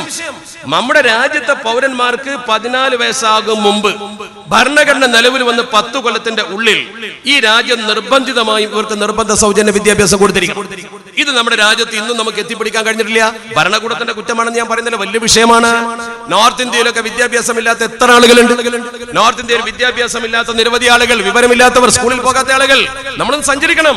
ദാർഹുദ ഇസ്ലാമിക് യൂണിവേഴ്സിറ്റിയുടെ ഒരു ക്യാമ്പസ് ഭീംപൂർ എന്ന് പറയുന്ന പശ്ചിമ ബംഗാളിലെ ഒരു ജില്ലയിൽ ഉദ്ഘാടനം ചെയ്യുന്ന ചടങ്ങിൽ ഇന്നലെ ഞാൻ പങ്കെടുത്തു. നാട് നിങ്ങൾ സഞ്ചരിക്കുമ്പോൾ ബംഗാളിൽ കണ്ട എന്താ? വിദ്യാഭ്യാസമില്ലാത്ത കൊച്ചുപ്രായത്തിലുള്ള കുട്ടികൾ പാടത്ത് പണിയെടുക്കും. കറ്റ കെട്ടുന്നവർ, അതുപോലെ തന്നെ നിലം ഉടുന്നവർ, കൈക്കോട്ടെടുക്കുന്നവർ, സ്കൂളിൽ പോകേണ്ട പ്രായത്തിൽ കുട്ടികൾ സ്കൂൾ ടൈമിൽ ജോലി ചെയ്യുന്നു. നമ്മുടെ രാജ്യത്തിന്റെ അവസ്ഥ നിങ്ങൾ ഹോട്ടലിൽ പോയി നോക്കൂ. നമ്മുടെ നോർത്ത് ഇന്ത്യയിൽ വന്ന കുട്ടികൾ അവിടെ പ്ലേറ്റ് കഴുകുന്നവരുണ്ടാവും. ഇവിടെ സിമെന്റിന്റെ പണിക്ക് വരുന്ന ആളുകൾ നോക്ക് നിങ്ങൾ. ബംഗാളിൽ നിന്ന് വരുന്ന ആളുകൾ, ആസാമിൽ നിന്ന് വരുന്ന ആളുകൾ, ഉത്തർപ്രദേശിൽ നിന്ന് വരുന്ന ആളുകൾ, അവരൊക്കെ വിദ്യാഭ്യാസം നേടേണ്ട സമയത്ത് പണിയായുധവുമായി പുറപ്പെട്ട എന്തുകൊണ്ട്? അവരൊക്കെ വിദ്യ നൽകാൻ 14 വയസ്സിന് മുമ്പ് നമ്മുടെ രാജ്യം ഏറ്റെടുത്ത് ബാധ്യസ്ഥമാണെന്ന് പറയുന്ന ഭരണഘടന എന്തുകൊണ്ട് നടപ്പാക്കിയില്ല? അത് നടപ്പാക്കാൻ ഒരു വിളിയാളം നമ്മുടെ രാജ്യത്ത് ഉയരുകയാണെങ്കിൽ നമുക്ക് സമീപിക്കാമായിരുന്നു അത്തരം ആളുകളെ. മറിച്ച് ലക്ഷ്യം നന്മയാണെങ്കിൽ ഒന്നാമത് നടപ്പാക്കേണ്ടതാണ്. ഇനി അതല്ല, സ്ത്രീകളുടെ കണ്ണീരാണോ വിഷയം? എങ്കിൽ അവർ ചെയ്യേണ്ട പണി എന്താ? 47-ാം വകുപ്പ് എടുക്കണം. 47-ാം വകുപ്പ് പറയുന്നു, പ്രോഹിബിറ്റേഷൻ ഓഫ് പ്രോഹിബിറ്റേഷൻ നിരോധനമാണ് പറയുന്നത്. വളരെ കൃത്യമായി പറയുന്നു, conception except for medicinal purpose. Medicinal പർപ്പസിനല്ലാതെ ഉപയോഗിക്കാനേ പാടില്ല എന്ന നിയമം കൊണ്ടുവരണം ഈ രാജ്യത്ത്. Of intoxicating drinks and drugs. Intoxicating drinks and drugs, മനുഷ്യനെ ലഹരി പിടിപ്പിക്കുന്ന സാധനം. അത് എന്താണെങ്കിലും ശരി, കള്ളാണെങ്കിലും ശരി, ആ ലഹരി പദാർത്ഥങ്ങൾ എന്താവട്ടെ നിരോധിക്കാൻ നിയമം കൊണ്ടുവരണം. ആ നിയമം കൊണ്ടുവരണമെന്ന് പറയുക മാത്രമല്ല, which are injurious to health എന്ന് കൂടി ഭരണഘടനയിൽ പറയുന്നു. രാജ്യത്തെ ജനങ്ങളുടെ ആരോഗ്യ സംരക്ഷണം നമ്മുടെ രാജ്യത്തിന്റെ ഉത്തരവാദിത്തമല്ലേ? ഈ രാജ്യത്ത് മദ്യനിരോധനം ഇല്ലാത്തതിന്റെ പേരിൽ, മദ്യം ഒഴുകുന്നതിന്റെ പേരിൽ എന്തൊക്കെ കലഹങ്ങൾ ഉണ്ടാകുന്നു, കൊലപാതകങ്ങൾ ഉണ്ടാകുന്നു, റോഡ് ആക്സിഡന്റുകൾ ഉണ്ടാകുന്നു. ഈ ആക്സിഡന്റുകളും ഈ പ്രശ്നങ്ങളും ഒക്കെ നമ്മുടെ രാജ്യത്ത് എന്തുകൊണ്ടാണ് സംഭവിക്കുന്നത്?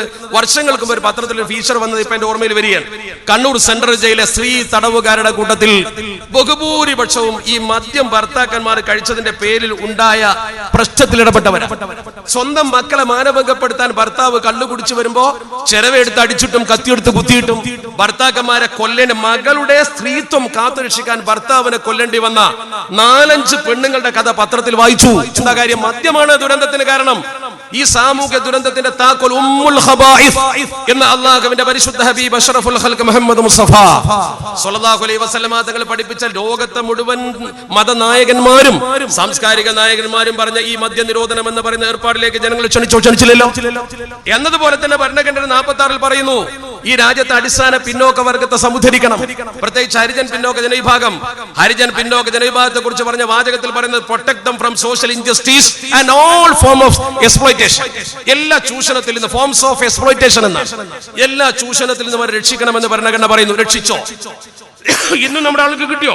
ഞാൻ ചോദിക്കട്ടെ, നോർത്ത് ഇന്ത്യയിൽ നമ്മുടെ രാജ്യത്ത് സംഭവിച്ച അപകടകരമായ അവസ്ഥ നോക്കുന്നില്ല. മണിശങ്കർ അയ്യരെ കുറിച്ച് നിങ്ങൾക്ക് ഓർമ്മയുണ്ടാവും. ഇന്ത്യ മഹാരാജ്യത്തിന്റെ പാർലമെന്റിൽ മണിശങ്കർ അയ്യർ പ്രസംഗിച്ചത് രേഖയിലുണ്ടെങ്കിൽ നോക്കിയാൽ കാണും. അദ്ദേഹം പറഞ്ഞു, മഹാരാഷ്ട്രയിൽ ഒരു ക്ഷേത്രത്തിന്റെ വരാന്തയിൽ ഒരു പാവപ്പെട്ട മനുഷ്യൻ മഴ നനഞ്ഞിട്ട് വിറച്ചിട്ട് അഭയം തേടി. ആ മനുഷ്യനെ കല്ലെടുത്തെറിഞ്ഞു കൊന്നു. എന്തിന്? ആ ക്ഷേത്രത്തിൽ സവർണന്മാർക്ക് മാത്രമേ കയറാൻ പാടുള്ളൂ, അവർണന്മാർക്ക് കയറാൻ പാടില്ല. അവർണനായ ആള് സവർണന്റെ ക്ഷേത്രത്തിന്റെ വരാന്തയിൽ ജീവൻ രക്ഷിക്കാൻ തണുത്ത് വിറച്ചപ്പോ കോരിച്ചൊരിയുന്ന മഴയിൽ നിന്ന് രക്ഷ കിട്ടാൻ വേണ്ടി എറയത്ത് കയറിന്നു, പടിയിൽ കയറിയിട്ടില്ല. ആ മനുഷ്യനെ എറിഞ്ഞു കൊന്നു എന്ന് ഇന്ത്യയുടെ പാർലമെന്റിനെ വിറപ്പിച്ചുകൊണ്ട് പ്രസംഗിച്ചത് ശ്രീ മണിശങ്കർ അയ്യർ. എന്താ മഹാരാഷ്ട്ര പറയണം? നമ്മുടെ ഈ കേരളം പറഞ്ഞാ പോരെ? തിരുവനന്തപുരത്ത് കൃത്യമായി നമ്മുടെ സംസ്ഥാനം ഭരിക്കുന്ന ഉദ്യോഗസ്ഥന്മാരുടെ കൂട്ടത്തിൽ രജിസ്ട്രേഷൻ IG, അദ്ദേഹത്തിന്റെ പേര് രാമകൃഷ്ണൻ എന്നാണ് ഓർമ്മ, ഒരു പത്രം എഡിറ്റോറിയൽ എഴുതി, ഞാൻ വെട്ടി സൂക്ഷിച്ചിട്ടുണ്ട്. അയാൾ റിട്ടയർ ആയി. IAS ഓഫീസർ റിട്ടയർ ആയപ്പോൾ അദ്ദേഹം റിട്ടയർ ചെയ്തു പോകുന്ന സന്ദർഭത്തിൽ അദ്ദേഹത്തിന്റെ ഓഫീസിൽ അടുത്ത് ചാർജ് എടുക്കാൻ വരുന്ന ആള് ഓഫീസിൽ വന്ന് കൊടുത്ത നിർദ്ദേശം എന്താ? അയാൾ കൊടുത്ത നിർദ്ദേശം, ഒന്ന്, ഓഫീസ്, കാറ്, ആ സീറ്റ്, ഇത് മൂന്നും ചാണകമടിച്ചു തളിച്ചു കഴുകണം. ചാണകമടിച്ചു തളിച്ച് കഴുകണം. എന്തുകൊണ്ട്? പോയ ഓഫീസർ ഹരിജനാണ്, വരുന്ന ഓഫീസർ സവർണനാണ്. ഈ നിർദ്ദേശം കൊടുത്തു. ഞാൻ പച്ചയായി പറയുന്ന മലയാള മനോരമ പത്രം അത് എഡിറ്റോറിയൽ എഴുതി. ഞാനത് എടുത്ത് സൂക്ഷിച്ചിട്ട് നോക്കണം. നിങ്ങൾ ഒരു IAS റാങ്കിൽ IG റിട്ടയർ ചെയ്യുമ്പോൾ വേറൊരാൾ വന്നിട്ട് സർക്കാരിന്റെ കാറും സർക്കാരിന്റെ ഓഫീസും സർക്കാരിന്റെ കസേരയും ചാണകം അടിച്ച് തെളിച്ച് കെടുകാൻ പറഞ്ഞ സംഭവം സാംസ്കാരിക പ്രബുദ്ധ കേരളത്തിലുണ്ടായി. എങ്ങനെയാണ് അവരെ protect them from all forms of exploitation എന്ന് ഭരണഘടന എഴുതി വെക്കുമ്പോ, അല്ലെങ്കിൽ നമ്മുടെ രാജ്യത്ത് ഗാന്ധിജി ജീവിക്കുന്ന കാലത്ത് മുഴുവൻ untouchability is the crime against god and man. അദ്ദേഹം പറഞ്ഞ വാചകമാണ്. ഇല്ലന്റെ മേൽ പോലെ എത്ര കാലം എഴുതി വെച്ചു. ഇല്ലന്റെ കൊണ്ട് നടന്നപ്പോ അസ്പൃശ്യത ഈശ്വർ और मानव के प्रति अपराध है. മാറ്റൂ അത്. ഇതൊന്നും മാറ്റാതെ നമ്മുടെ രാജ്യത്ത് ഏക സിവിൽ കോഡ് കൊണ്ടുവരാൻ വരുന്ന ഈ ആളുകൾ രാജ്യത്തിന്റെ നന്മയാണ് ഉദ്ദേശിക്കുന്നത്. എനിക്ക് അഭിപ്രായമില്ല. അവിടെയാണ് നമുക്ക് പ്രശ്നം. അപ്പോൾ ഇവർ നമ്മളോട് ചോദിക്കുന്ന ഒരു ചോദ്യമുണ്ട്, നിങ്ങളുടെ ഈ ശരീഅത്ത് മാറ്റുന്നതിന് നിങ്ങൾക്ക് എന്താ എത്ര വാശി? ഒരു കാര്യം പറയുന്നു, ഇസ്ലാമിന്റെ ശരീഅത്ത് നിങ്ങൾ എന്നല്ല, ഞങ്ങൾ പോലും വിചാരിച്ചാൽ മാറ്റാൻ പറ്റില്ല. ഒരാൾക്കും അതിന് അള്ളാഹുവിന്റെ ഭൂമിയിൽ അധികാരമില്ല. അത് അധികാരമില്ല. കാരണം എന്താ? അത് അള്ളാഹുവിന്റെ നിയമമാണ്. പക്ഷെ നിങ്ങൾക്ക് മാറ്റാൻ കഴിയുമെന്ന് മുഹമ്മദ് അല്ലോ, അതേ നിങ്ങൾക്ക് മാറ്റാൻ കഴിയും. ഞങ്ങൾ അതിനെ കുറിച്ചാ പറയുന്നത്. ശരീഅത്ത് നിങ്ങൾ മാറ്റിയാലും മാറൂല. ആ ഭയപ്പാട് ഞങ്ങൾക്കില്ല. ഇസ്ലാമിന്റെ ശരീഅത്ത് ഒരുത്തരും മാറ്റാൻ കഴിയില്ല. ശരീഅത്ത് നിയമത്തിന്റെ മേൽ ആരും കളിക്കൂല. കളിച്ചിട്ട് കാര്യമില്ല, അള്ളാഹുവിന്റെ നിയമമാണ്. പക്ഷെ മുഹമ്മദ് അല്ലോ മാറ്റാൻ കഴിയും. മുഹമ്മദ് അല്ലോ മാറ്റാൻ നിങ്ങൾ ശ്രമിക്കുമ്പോഴും അതിനെതിരെ ജനാധിപത്യ മാർഗത്തിൽ പൊരുതാനാണ് ഞങ്ങൾ നിൽക്കുന്നത്. നിങ്ങളൊരു പക്ഷെ നോട്ട് മാറ്റിയതുപോലെ മുഹമ്മദ് അല്ലോ മാറ്റാൻ വന്നാൽ ആഞ്ഞടിക്കുന്ന ഒരു തലമുറ ഇവിടെ ഉണ്ടാകും. അതിശക്തമായി നമ്മളതിനെതിരെ പൊരുതും. ജീവന്റെ പ്രശ്നമാണത്. ഒരു മനുഷ്യന്റെ റൂഹ് നിലനിൽക്കുന്നുവെങ്കിൽ അവന്റെ മതം അതിന്റെ കൂടെ വേണം. കാരണം നമുക്ക് വാശിയില്ല. തിൽക ഹുദൂദല്ലാഹ് ഫലാ തഅതദൂഹാ വമൻ യതഅദ്ദ ഹുദൂദല്ലാഹ്, അല്ലാഹുവിന്റെ നിയമത്തെ അതിലംഘിച്ചാൽ ഫൗലൈക ഹുമുൽ ളാലിമൂൻ, നാളെ പടച്ചറബിന് മുമ്പിൽ അക്രമിയായി എഴുന്നേറ്റ് നിൽക്കേണ്ടി വരും. അതിന് നമുക്ക് സാധ്യമല്ല. അള്ളാഹുവിന്റെ പരിധി ലംഘിക്കാൻ നമുക്ക് കഴിയില്ല. ഇത് വാശിയല്ല. പിന്നെ ഒരു മുസ്ലിം രാജ്യത്തും ഇത് മാറ്റിയിട്ടില്ല. ഏതെങ്കിലും മുസ്ലിം രാജാവ് തന്റെ താല്പര്യത്തിനനുസരിച്ച് വല്ല നിയമവും കൊണ്ടുവന്നെങ്കിൽ മുസ്ലിങ്ങൾ അതിനെ കുറ്റപ്പെടുത്തണ്ട. ഒരു രാജാവിന്റെ മനസ്സിലല്ല ഇസ്ലാം ഉള്ളത്. ഇത് അള്ളാഹുവിന്റെ നിയമമാണ്. അതാണ് അള്ളാഹു പറഞ്ഞത്, നിങ്ങൾക്കൊരു നിയമം ഞാൻ തന്നിരിക്കുന്നു, ആ നിയമം അനുസരിച്ച് നിങ്ങൾ ജീവിക്കണം.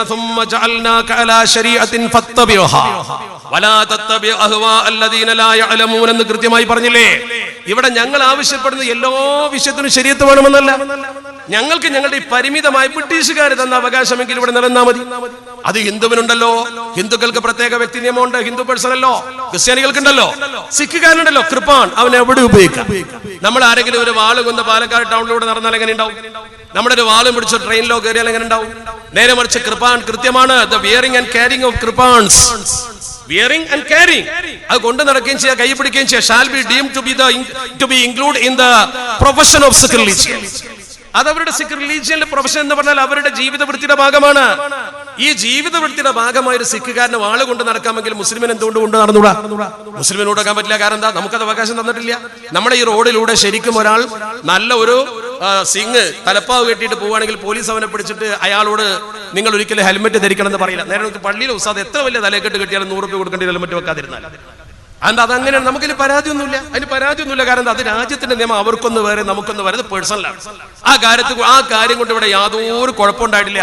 ഞങ്ങൾ തലപ്പാവിന്റെ മേലെ ഹെൽമെറ്റ് വെക്കണമെന്ന് അതൊക്കെ ഒഴിവാക്കാൻ കഴിയും, ഹെൽമെറ്റ് വെക്കാൻ കഴിയും. പക്ഷെ നിക്കാഹ് അങ്ങനെ നടത്താൻ പറ്റും, തൊലാഖ് എങ്ങനെ ചെയ്യാൻ പറ്റും? ഇവിടെ പെണ്ണുങ്ങളെ കണ്ണീരൊപ്പലാണ് നമ്മുടെ പ്രധാനമന്ത്രി ഉദ്ദേശിച്ചതെങ്കിൽ ഒരു കാര്യം പറയട്ടെ, ഇന്ത്യ മഹാരാജ്യത്തെ എത്ര പെണ്ണുങ്ങളെ കണ്ണീര് കുടിപ്പിച്ചവരാ നിങ്ങൾ? ഒന്നും വേണ്ട. മുഹമ്മദ് അഖ്ലാഖിനെ കൊന്നപ്പോ അയാളുടെ ഭാര്യയെ കുറിച്ച് ചിന്തിച്ചോ? അയാളുടെ പെൺമക്കളെ കുറിച്ച് ചിന്തിച്ചോ? ബീഫ് കഴിച്ചു എന്നതിന്റെ പേരിൽ ഒരു മനുഷ്യനെ പട്ടിയെ തല്ലിക്കൊല്ലും പോലെ കൊന്നു കുഴിച്ചു മൂടിയില്ലേ? ആ മനുഷ്യന്റെ ഭാര്യയെ കുറിച്ചോ മക്കളെ കുറിച്ചോ നിങ്ങൾക്ക് ചിന്തയുണ്ടോ? ഒരു ഗർഭസ്ഥ ശിശുവിനെ ഗുജറാത്തിൽ ഗർഭിണിയുടെ വയറ്റിൽ നിന്ന് കീറിയിട്ട് തൃശൂലം കൊണ്ട് കുത്തിപ്പൊക്കിയിട്ട് ഒരു പപ്പടം കാച്ചും പോലെ അത് നേരെ തീയിലേക്കിട്ട് ആ കുഞ്ഞിനെ പൊള്ളിച്ചെടുത്തുകൊണ്ട് കാണിച്ച രംഗം വല്ല ശിക്ഷയും നിങ്ങൾ അവർക്ക് കൊടുത്തോ? എത്ര സ്ത്രീകൾക്ക് മാനഭംഗം നേരിടേണ്ടി വന്നു ഗുജറാത്തിൽ? എന്തേ ചിന്തിക്കാതിരുന്നത്? സ്വന്തം ഭാര്യയായി തെരഞ്ഞെടുത്ത യശോദാബെൻ എന്ന് പറയുന്ന പെണ്ണിനെ, ആ പെണ്ണിനെ പോലും പ്രധാനമന്ത്രി കൈയൊടിച്ചില്ലേ? എന്നിട്ട് അദ്ദേഹം ഉത്തരേന്ത്യയിൽ പ്രസംഗിക്കുന്നു, മുസ്ലിം പെണ്ണുങ്ങളെ കണ്ണീരൊപ്പാനാണ് ശരീഅത്ത് മാറ്റുന്നത്. നമ്മൾ അവരോട് വിനയത്തിന്റെ ഭാഷയിൽ, മിതമായ ഭാഷയിൽ പറയുന്നു, സ്വന്തം കെട്ടിയ പെണ്ണിനെ കൊണ്ടുവന്ന് പോറ്റിയിട്ട് മതി മുസ്ലിം പെണ്ണിന്റെ കണ്ണീരൊപ്പൽ. അത് മതി. ആ പെണ്ണിനെ കൊണ്ടുവന്ന് പോറ്റാനുള്ള മാന്യതയും കാണിക്കണ്ടേ? അപ്പോൾ പറഞ്ഞു മുത്തലാഖാണ് പ്രശ്നം. മുത്തലാഖ് എന്ത് പ്രശ്നം? മുത്തലാഖ് പറഞ്ഞ് പഠിപ്പിക്കാൻ വരുന്നവരോട് വിനയപൂർവ്വം പറയട്ടെ, ഇസ്ലാമിൽ തൊലാഖ് എന്ന് പറയുന്നത് ഒരു സ്ത്രീയും പുരുഷനും തമ്മിലുള്ള ബന്ധവിച്ഛേദനത്തിനുള്ള അടിസ്ഥാന മാർഗമാണ്. ഒരു പെണ്ണിനെ ഒരുത്തനെ വിവാഹമോചനം നടത്താൻ 3 തൊലാഖ് വേണമെന്നില്ല. ഒരു തൊലാഖ് ചൊല്ലിയാലും അവൻ അവന്റെ ഭാര്യയല്ലാതാകും. മുത്തലാഖ് എന്നാൽ അതൊരു അപകടകരമായ സംഗതിയാണെന്ന് ആരാ പറഞ്ഞുണ്ടാക്കിയത്? മുത്തലാഖ് എന്ന് പറഞ്ഞാൽ 3 തൊലാഖ്. ഈ 3 തൊലാഖ് അത് ഇസ്ലാമിക നിയമപ്രകാരം 3 തൊലാഖ് ഒന്നിച്ച് ചൊല്ലിയാൽ 3ഉം പോകും. ആ വിഷയത്തിൽ അഇമ്മത്തുൽ അർബഅക്ക് അഭിപ്രായ വ്യത്യാസമില്ല, സമത്വക്ക് അഭിപ്രായ വ്യത്യാസമില്ല, ആർക്കും അഭിപ്രായ വ്യത്യാസമില്ല. ചില ആളുകൾക്ക് ചില അഭിപ്രായങ്ങളുണ്ട്, അത് നമ്മൾ ഗണിക്കുന്നില്ല. പക്ഷേ ഇവിടെ നമ്മൾ മനസ്സിലാക്കേണ്ട കാര്യങ്ങൾ ശ്രദ്ധിക്കേണ്ടതുണ്ട്.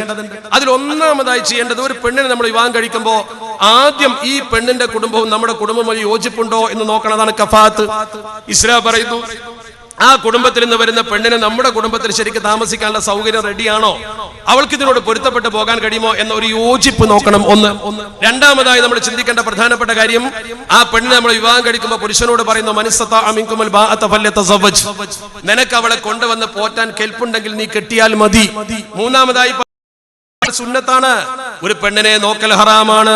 കെട്ടാൻ പോകുന്ന പെണ്ണാണെങ്കിലോ കാണൽ സുന്നത്താണ്. അങ്ങനെ വിവാഹത്തിന് വേണ്ടി വേദിയിൽ വെച്ചുകൊണ്ട് നമ്മൾ നിക്കാഹ് ചൊല്ലുമ്പോൾ ഖബിൽതും ഇൻക നിക്കാഹഹ എന്ന പദം ഈ പുരുഷൻ ഉപയോഗിച്ചാൽ അതിന്റെ അർത്ഥം എന്താണ്? ഖുർആൻ പറഞ്ഞു, വഖദ് അഖദന മിൻകും മീസാഖൻ ഖലീലാ, വളരെ ബലിഷ്ഠമായ ഒരു കരാറാണ് കൊടുത്തിരിക്കുന്നത് ആ പെണ്ണിന്. ആ കരാർ ഒരിക്കലും ലംഘിക്കാൻ പാടില്ല. വിവാഹ മൂല്യം ആ പെണ്ണിന് കൊടുത്തിരിക്കണം. ഇസ്ലാം നിഷ്കർഷിച്ചു. ഇങ്ങനെ ഒരിക്കലും പിരിയാത്ത ബന്ധം. ഇനി അഥവാ മനുഷ്യരായതുകൊണ്ട് ഈ 2 പേർ തമ്മിലുള്ള ജീവിത മധ്യേ എന്തെങ്കിലും അഭിപ്രായാന്തരം വന്നാൽ 1-ാം ഘട്ടം തൊലാഖല്ല, 3 തൊലാഖ് ഒന്നിച്ച് ചൊല്ലാവതല്ല. അങ്ങനെ ചെയ്യുന്നവരുണ്ടല്ലോ എന്ന് പറയുന്നതിന്റെ മറുപടി, മദ്യപിക്കുന്നവരുണ്ടല്ലോ എന്നാ മദ്യം നിരോധിക്ക്, മുത്തലാഖ് നിരോധിക്കുമ്പോൾ മദ്യം നിരോധിക്ക്. അങ്ങനെ ചെയ്യുന്നവർ, വട്ടിപ്പലിശ ഇസ്ലാമിൽ ഹറാമാണ്, വാങ്ങുന്നവരുണ്ടല്ലോ. പക്ഷെ 3 തൊലാഖ് ഒന്നിച്ച് ചൊല്ലിക്കൂടാ. ഒരു തൊലാഖ് തന്നെ ചൊല്ലണമെങ്കിൽ 4 സ്റ്റെപ്പ് കഴിയണം. 1-ാം സ്റ്റെപ്പ് പിണക്കം ബാധിച്ചാൽ ഉപദേശം, ഫഇദൂഹുന്ന. 2-ാം സ്റ്റെപ്പ് സഹശയനം വെടിയൽ, വഹ്ജുറൂഹുന്ന ഫിൽ മളാജിർ. 3-ാം സ്റ്റെപ്പ് വദ്രിബൂഹുന്ന, ശിക്ഷ നടത്തുക. 4-ാം സ്റ്റെപ്പ് ഫബഅസൂ ഹകമൻ മിൻ അഹ്ലിഹി വഹകമൻ മിൻ അഹ്ലിഹാ, കൗൺസിലിംഗ്. 2 കുടുംബത്തിലെയും പ്രധാനികൾ വന്നുകൊണ്ട് ചർച്ച ചെയ്യണം, കാലിക്ക് ഇടപെടാം. എന്ത് മനോഹരം! ഒരു ദാമ്പത്യത്തിൽ എന്തെങ്കിലും ഇടർച്ച വന്നാൽ ആദ്യം അവർ തമ്മിൽ മനസ്സ് തുറന്ന് സംസാരിക്കട്ടെ, പിന്നെ അവർ സഹശയനം വെടിഞ്ഞ് മെന്റൽ ട്രീറ്റ്മെന്റ് നടത്തട്ടെ. അതിനും കഴിയുന്നില്ലെങ്കിൽ പിന്നെ അവർ ചെറുതായി ശിക്ഷ കൊടുക്കേണ്ടി വരും, നിന്റെ ഈ പ്രവർത്തനം ശരിയില്ലെന്ന് ബോധ്യപ്പെടുത്താൻ. അതും കഴിഞ്ഞിട്ട് കാരണവന്മാർ ചർച്ച ചെയ്യണം. 4 പണിയെടുത്തിട്ട് യോജിക്കാത്ത പക്ഷമോ അല്ലാഹു പറയുന്നു, ഇൻ യുരീദാ ഇസ്ലാഹാ യുവഫിഖില്ലാഹു ബൈനഹുമാ. ഈ 4-ാമത്തെ സ്റ്റെപ്പിൽ അള്ളാഹു യോജിക്കാൻ ഉദ്ദേശിച്ചിട്ടുണ്ടെങ്കിൽ ആ കുടുംബത്തെ യോജിപ്പിക്കും. അള്ളാഹു ഉദ്ദേശിച്ചില്ലേ പിന്നെ യോജിക്കാതിരിക്കല്ല നല്ലത്, അപ്പൊ പിന്നെ പിരിയാൻ നല്ലത്. അല്ലെങ്കിലാണ് ചിലപ്പോൾ സ്റ്റൗ പൊട്ടി ഭാര്യ മരിക്കൽ. അങ്ങനത്തെ ഗതി വേണ്ട, അത് ഇസ്ലാമിലില്ല. അതുകൊണ്ട് പിരിയേണ്ട ഒരു ഘട്ടം വന്നാൽ 1 തൊലാഖ് ചൊല്ലാം. 1, അതാണ് 5-ാം സ്റ്റെപ്പ്. 6-ാമത്തെ സ്റ്റെപ്പ് ഉണ്ട്, ഇദ്ദാ കാലഘട്ടത്തിൽ അവളെ സംരക്ഷിക്കണം. ഈ സ്റ്റെപ്പ് ചെയ്യുമ്പോൾ കുടുംബത്തിൽ പിളർപ്പുണ്ടാവുമോ ചിന്തിക്കും നിങ്ങൾ. ഇനി മറ്റൊന്ന്, അങ്ങനെ ചെയ്താൽ തന്നെ വലാ യഹില്ലു ലക്കും അൻ തഖുദൂ മിമാ ആതൈതുമൂഹുന്ന ശൈഅ. തൊലാഖ് ചെല്ലുമ്പോൾ നീ 5 പവനോ 10 പവനോ മഹർ കൊടുത്തെങ്കിൽ തിരിച്ചു വാങ്ങാൻ പാടില്ല. നീ ആ പെണ്ണിന്റെ കയ്യിൽ നിന്ന് തിരിച്ചു വാങ്ങിക്കൂടാ, നിന്റെ മഹർ പോയി. 10 പവൻ മഹർ കൊടുത്താലും അത് അവൾക്ക് പോയി. മാത്രമല്ല വൈൻ അസമു തൊലാഖ്, നിങ്ങളൊരു പെണ്ണിനെ തൊലാഖ് ചെല്ലാൻ ഉദ്ദേശിച്ചു കഴിഞ്ഞാൽ, അസമു ഉറപ്പിച്ചു കഴിഞ്ഞാൽ, ഫഇന്നല്ലാഹ സമീഉൻ അലീം. എന്തിനാ വാക്കോടെ പറയേണ്ട ആവശ്യം? നിങ്ങളൊരു പെണ്ണിനെ തൊലാഖ് ചെല്ലാൻ വിചാരിച്ചാൽ അള്ളാഹു കേൾക്കുന്നവനും എല്ലാം അറിയുന്നവനുമാണ്. ഈ പെണ്ണിനെ ദ്രോഹിക്കാനാണ് ഇത് ചെയ്തെങ്കിൽ പടച്ചറബ് പറയും, നാളെ തന്നെ പിടിക്കും. അതാണ് അർത്ഥം. അതുകൊണ്ടാണ് ഖുർആൻ പറഞ്ഞത് അബ്ഗദുൽ ഹലാലാണ്, അള്ളാഹ് ഹലാലാക്കിയതിൽ വെച്ച് ഏറ്റവും വലിയ വെറുപ്പുള്ള സംഗതി അതാണ്. മറ്റൊന്ന്, ഒരാളൊരു പെണ്ണിനെ തൊലാഖ് ചൊല്ലുമ്പോൾ യഹ്തസ്സു ബിഹി അർശുർ റഹ്മാൻ, അള്ളാഹുവിന്റെ അർശ് പ്രകമ്പനം കൊള്ളുമെന്ന് അഷ്റഫുൽ ഖൽഖ് മുഹമ്മദ് മുസ്തഫ സ്വല്ലല്ലാഹു അലൈഹി വസല്ലം പടച്ചറബ് അത്ര വെറുപ്പാണത്. അതുകൊണ്ട് തന്നെ നമ്മൾ മനസ്സിലാക്കണം, പെണ്ണിനോട് വലഹുന്ന മിഥുലുല്ലദീ അലൈഹിന്ന ബിൽ മഅറൂഫ്. ആണിനും പെണ്ണിനും പരസ്പരം ചില കടമകളുണ്ട്, അവരോട് മര്യാദക്ക് പെരുമാറണം.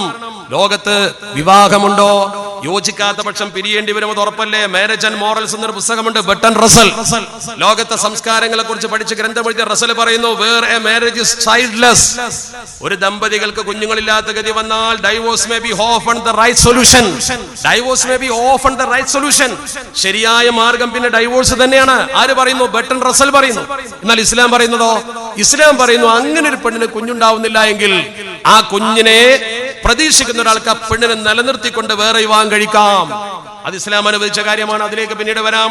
അപ്പൊ സത്യത്തിൽ ഞാൻ പറഞ്ഞു വന്നത്, വിവാഹം ഒരിക്കലും പിരിയാത്ത ബന്ധമായി നിലനിൽക്കണം എന്നാണ് ഇസ്ലാം പഠിപ്പിച്ചത്. അതാണ് അഷ്റഫുൽ ഖൽഖ് മുഹമ്മദ് മുസ്തഫ സ്വല്ലല്ലാഹു അലൈഹി വസല്ലം തങ്ങൾ പഠിപ്പിച്ചത്. എന്നാൽ വിവാഹം ഉള്ളിടത്ത് മോചനം ഉണ്ടാവും, എത്ര വലിയവരാണെങ്കിലും. ഇപ്പൊ കേരള നിയമസഭയിൽ തന്നെ ഇവിടെ MLA ഷാഫി, നിങ്ങളെ കൂടെ തന്നെ ഇരിക്കുന്ന ആളുകൾ, സിനിമാ നടന്മാർ വിവാഹമോചനം നടത്തിയ ആൾക്കാരുണ്ടല്ലോ. അവർ വലിയ സമ്പന്നരാണ്, സൗകര്യമുള്ള ആളുകളാ. നോക്ക് നിങ്ങൾ, വിവാഹം നടത്തിയ എത്ര സിനിമാക്കാർക്കൊക്കെ എന്തൊക്കെ സൗകര്യമുണ്ട്. മുത്തലാഖാണോ പ്രശ്നം? നിങ്ങൾ പറ.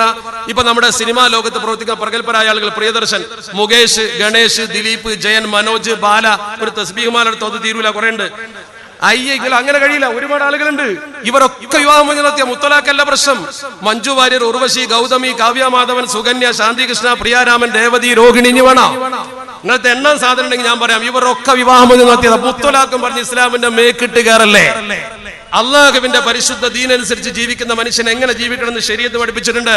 ആ ശരീഅത്ത് ഞങ്ങളെ പഠിപ്പിക്കാൻ ഒരുത്തനും വളർന്നിട്ടില്ല എന്നാണ് ഞങ്ങൾ പറയുന്നത്. ഇതൊന്നും ശരീഅത്തിന്റെ ഇരകളല്ല, ഇതൊന്നും ശരീഅത്തിന്റെ ഇരകളല്ല. ഇസ്ലാമിന്റെ സ്ത്രീ എന്ന് പറഞ്ഞാൽ ഖൈറു മതാഇ ദുനിയ, ദുനിയാവിലെ ഏറ്റവും നല്ല ചരക്കാണ് പെണ്ണെന്ന് പഠിപ്പിച്ചു അഷ്റഫുൽ ഖൽഖ് മുഹമ്മദ് മുസ്തഫ. നേരെ മറിച്ച് നമ്മുടെ ചില മതങ്ങളൊക്കെ, ഓരോ മതങ്ങളും സ്ത്രീകളെ കുറിച്ച് ഓരോ കാഴ്ചപ്പാട് പറയും. ഇപ്പൊ മഹാഭാരതത്തിലെ അധ്യായം 40 കൃത്യമായി പറയുന്നുണ്ട്. ഭീഷ്മർ യുധിഷ്ഠിരനോട് പറയുന്നൊരു വാക്കുണ്ട്, സ്ത്രീകളെക്കാൾ പാപ്പിയായ വസ്തു ഒന്നില്ല നന്ദന, കത്തും തീയാണ് പെണ്ണുങ്ങൾ, മയമായകളാം വിഭോ എന്നാ പറയുന്നത്. അങ്ങനെ പറയുന്നത് അത് അതിന്റെ കുറ്റമല്ല, അത് ചില സന്ദർഭങ്ങൾക്കനുസരിച്ചാ. ചിലപ്പോ പെണ്ണുങ്ങൾ കത്തും കത്തിക്കും. സരിത കത്തിച്ചില്ലേ, ഗവൺമെന്റിനെ താഴെ വീഴ്ത്തിയില്ലേ? ഇതിനേക്കാൾ വലിയ കത്തലെന്താ ഒരു ഗവൺമെന്റിനെ താഴെ ഒരു പെണ്ണിന് കഴിയാന്ന് പറഞ്ഞാൽ? അപ്പൊ സ്വാഭാവികമായും സ്ത്രീകളെ സംബന്ധിച്ചിടത്തോളം അവിടെ ഉള്ളവരുണ്ടാവും. അതുപോലെ തന്നെ നമ്മുടെ പഴയകാല സങ്കല്പങ്ങളുടെ സ്ത്രീ സാങ്കല്പ്യങ്ങളെ ഒക്കെ മാറ്റിമറിച്ചത് ഇസ്ലാമിന്റെ കടന്നുവരവാ. അപ്പൊ നമ്മുടെ രാജ്യത്തെ പഴയകാല സങ്കല്പങ്ങളെ കുറിച്ച് നോക്ക് നിങ്ങൾ.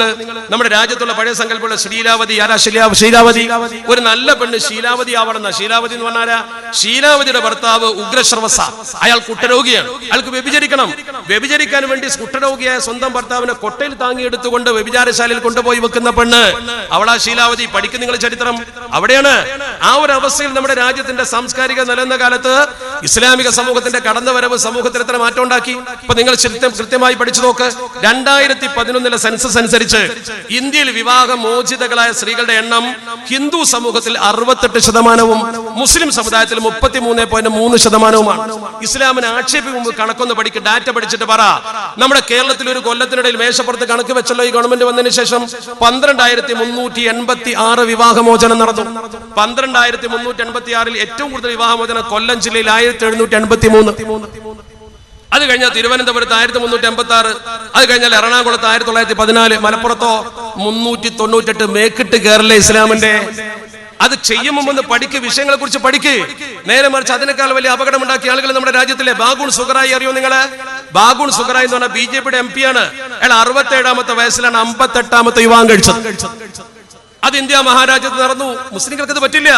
മുസ്ലിങ്ങൾക്ക് ഇപ്പൊ നമ്മുടെ തൊട്ടടുത്ത് നിങ്ങള് ഈ സംസ്ഥാനം അങ്ങോട്ട് കടന്നാൽ അപ്പുറത്ത് കരുണാനിധിക്ക് 3 ഭാര്യമാർ. അതിൽ ഒരു ഭാര്യ മാത്രമേ ഭാര്യയാകൂ. പത്മാവതി മാത്രമേ ഭാര്യയുള്ളൂ. ബാക്കിയുള്ള 2 പേരും രാജാത്തി അമ്മാളും ദയാലു അമ്മാളുമാരാ. അവർ 2 പേരും മക്കളുടെ അമ്മയാണെന്നേ പറയാൻ പാടുള്ളൂ. അതങ്ങനെയാണ്. 3 ഭാര്യമാര് പാടില്ല. പക്ഷെ അങ്ങനെ വിവാഹം കഴിക്കാൻ ഭാര്യ അനുവദിച്ചാൽ ആവാം. അവരങ്ങനെ ഇരിക്കും. പക്ഷെ അവരെ മക്കൾക്ക് പോലും സ്വത്തവകാശമില്ല. ഞാൻ പറഞ്ഞു വരുന്നത് ജാഹിലിയ്യത്തിന്റെ തീരത്തേക്ക് ഇസ്ലാമിന്റെ നാവിക കപ്പൽ വന്ന്, ഇസ്ലാമിന്റെ സമാധാന കപ്പൽ വന്ന് നങ്കൂരമിട്ടപ്പോ എന്തൊക്കെ മാറ്റങ്ങൾ നമ്മുടെ സമൂഹത്തിലുണ്ടായി. ബഹുഭാര്യത്വത്തിന്റെ വിഷയത്തിൽ മുസ്ലിങ്ങൾ പുറകിലാണ്. ഇന്ത്യൻ സ്റ്റാറ്റിസ്റ്റിക്കൽ ഡിപ്പാർട്ട്മെന്റിലെ ഡോക്ടർ കാന്തി പ്രകാശിന്റെ പഠനമനുസരിച്ച് 1000 പേരിൽ 75 പേർ ബഹുഭാര്യത്വം ഇന്ത്യയിൽ മറ്റു മതങ്ങളിൽ സ്വീകരിക്കുമ്പോൾ മുസ്ലിങ്ങൾ 1000 പേരിൽ 15 പേർ മാത്രമേ ബഹുഭാര്യത്വം സ്വീകരിക്കുന്നുള്ളൂ. India government deputy registrar doctor BK Roy ബർമന്റെ പഠനം 1975 പാർലമെന്റിന്റെ മേശപ്പുറത്ത് വെച്ചു. ഇന്ത്യയിലെ മുസ്ലിങ്ങളിൽ ബഹുഭാര്യത്വം മുസ്ലിങ്ങൾ 5ാം സ്ഥാനത്താണ്. അപ്പൊ നമ്മുടെ മുമ്പിൽ 4 പേർ കൂടുതൽ ആളുകൾ ബഹുഭാര്യത്വം സ്വീകരിക്കുന്നവരുണ്ട്. ഇതല്ലേ നമ്മൾ പഠിക്കേണ്ടത്? ഇസ്ലാം പറഞ്ഞു, നീ ഒരു പെണ്ണ് മാത്രം കെട്ടിയാൽ മതി. ഭാര്യമാർക്കിടയിൽ നീതി പാലിക്കാൻ കഴിയാത്ത പക്ഷം നീ ഒരു വിവാഹം കഴിച്ചാൽ മതി. നീതി പാലിക്കാൻ കഴിയുമോ? നിനക്ക് ചില പ്രത്യേക ഘട്ടത്തിൽ ഭാര്യമാരെ കൂടുതൽ സ്വീകരിക്കേണ്ടി വരും. അതെല്ലാം മതങ്ങളും അംഗീകരിച്ചിട്ടുണ്ട്. സ്ത്രീകളോട് മര്യാദക്ക് പെരുമാറണം.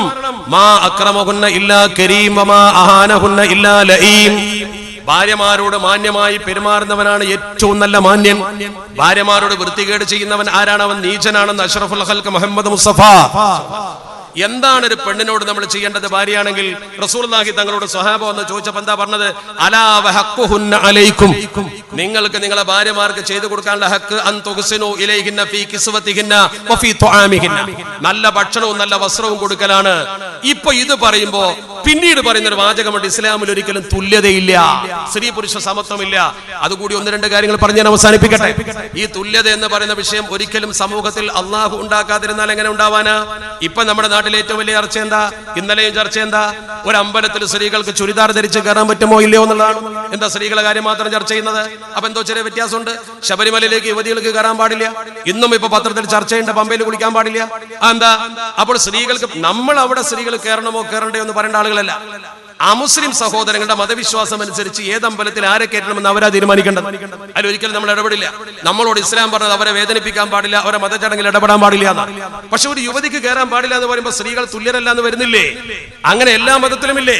ഇപ്പൊ ക്രൈസ്തവ സമൂഹത്തിന്റെ ഇടവക ഭരിക്കേണ്ടത് ഒരു ഫാദറാണ്. ഫാദർ സ്ഥാനത്ത് ഒരിക്കലും ഫാദർ ഇല്ലാതെ മദർ സുപ്പീരിയർ വരില്ലല്ലോ. പോപ്പിന്റെ സ്ഥാനത്ത് പോപ്പ് എന്ന് പറഞ്ഞാൽ ആരാ? മാർപ്പാപ്പ. മാർപ്പാപ്പയുടെ സ്ഥാനത്ത് ഒരു മാർമാമ ലോകത്തുണ്ടാവില്ലല്ലോ. എന്താ കാരണം? അവിടെ ഒരു സ്ത്രീ വരാൻ പറ്റില്ല. അപ്പൊ എല്ലാ മതത്തിലും. ഇനി അതല്ല, ഭൗതിക കാര്യം തന്നെ നോക്ക് നിങ്ങൾ. വേൾഡ് എക്കണോമിക് ഫോറം എന്ന് പറയുന്ന ഒരു സംഘടനയുടെ, സ്വിറ്റ്സർലൻഡാണ് അതിന്റെ കേന്ദ്രം. അവരുടെ ഒരു കൃത്യമായ കണക്ക് പത്രത്തിലുണ്ടായിരുന്നു. ഈ അടുത്ത കാലത്ത് പത്രത്തിൽ പെട്ടിക്കോളം ന്യൂസ് വന്ന് നിങ്ങൾ കണ്ടിട്ടുണ്ടാവില്ല. നിങ്ങൾ ബാങ്കിൽ ക്യൂ നിൽക്കാൻ പോയ സമയത്തായിരിക്കും. അതുകൊണ്ടാണ് സംഭവം കൃത്യമായി വന്നിരുന്നു. അതിൽ കാണുന്നത് 144 രാജ്യത്ത് അവർ പഠിച്ചു. 144 രാജ്യത്ത് പഠനം നടത്തിയിട്ട് അവർ പറഞ്ഞു, ലോകത്ത് 170 കൊല്ലത്തേക്ക് സ്ത്രീ പുരുഷ സമത്വം ഉണ്ടാവില്ല. അവര് പറയുന്നു ലോകത്ത് എവിടെ അങ്ങനെ ഇല്ല. ഏറ്റവും കൂടുതൽ സ്ത്രീ മെമ്പർമാർ പാർലമെന്റിൽ ഉള്ളത്, ടോട്ടൽ മെമ്പർമാരുടെ കൂട്ടത്തിൽ സ്ത്രീകൾ കൂടുതലുള്ള ഒരു രാജ്യം റുവാണ്ടയാണ്. ആ റുവാണ്ടയിൽ പോലും ഒരിക്കലും സ്ത്രീകളും പുരുഷനും തുല്യനായിട്ടില്ല എന്ന് ഈ കണക്ക് പറയുന്നു. കൃത്യമായി പത്രത്തിൽ വന്നിരുന്നു. അവർ വെറുതെ പഠിച്ചതല്ല, 5 ഡാറ്റ ബേസ് ചെയ്തിട്ടാണ് പഠിച്ചത്. വിദ്യാഭ്യാസം, ആരോഗ്യം, തൊഴിൽ, സമ്പത്ത്, രാഷ്ട്രീയം. ഈ 5 ഡാറ്റ ബേസ് ചെയ്ത് അവർ പഠിച്ചിട്ട് ആ ഡാറ്റ ബേസ് സ്റ്റഡിയിൽ അവർ പറയുന്നു ഒരിക്കലും സ്ത്രീ പുരുഷ സമത്വം ലോകത്തുണ്ടാകാൻ പോകുന്നില്ല. അങ്ങനെയാണ് കൃത്യമായി പറയുന്നത്. അതുകൊണ്ട് സ്ത്രീ പുരുഷ സമത്വം എന്ന് ഇനി പ്രകൃതി അല്ലാത്തൊരു സംഗതി എങ്ങനെ മനുഷ്യനുണ്ടാക്കാൻ പറ്റും? നിങ്ങൾ ഡോക്ടറെ കണ്ട് ചോദിക്കുന്ന പോയിട്ട് ഒരു ഡോക്ടറോട് ചോദിച്ചിട്ട് സ്ത്രീ പുരുഷൻ തമ്മിൽ വ്യത്യാസം, ജനിച്ചു വീടുന്ന ഒരു കുഞ്ഞാണെങ്കിലും ഒരു സാധാരണ മനുഷ്യനാണെങ്കിലും എന്തൊക്കെ വ്യത്യാസം? ഹൈറ്റിന്റെ കാര്യത്തിൽ വ്യത്യാസം ഉണ്ടല്ലോ.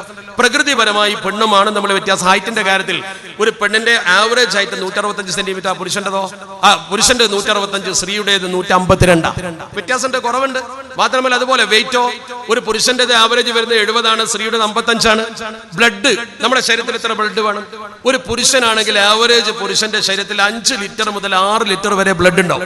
ഒരു പെണ്ണിന്റെ ശരീരത്തിലോ 4 മുതൽ 5 വരെ ഉണ്ടാവുള്ളൂ. എന്താ ഞങ്ങൾക്ക് 1 ലിറ്റർ കുറവെന്ന് ചോദിച്ചിട്ട് കാര്യമില്ല, അതിന് ബഹളം കൂട്ടിയിട്ട് കാര്യമില്ല. അത് അള്ളാഹ് അങ്ങനെ തന്നത്. അപൂർവങ്ങൾ ചെറുതുണ്ടാവും. വന്നാതിരുക്കൽ മഅദൂമി എന്നൊക്കെ ഉസ്താദന്മാർ പഠിപ്പിച്ചുള്ളത്.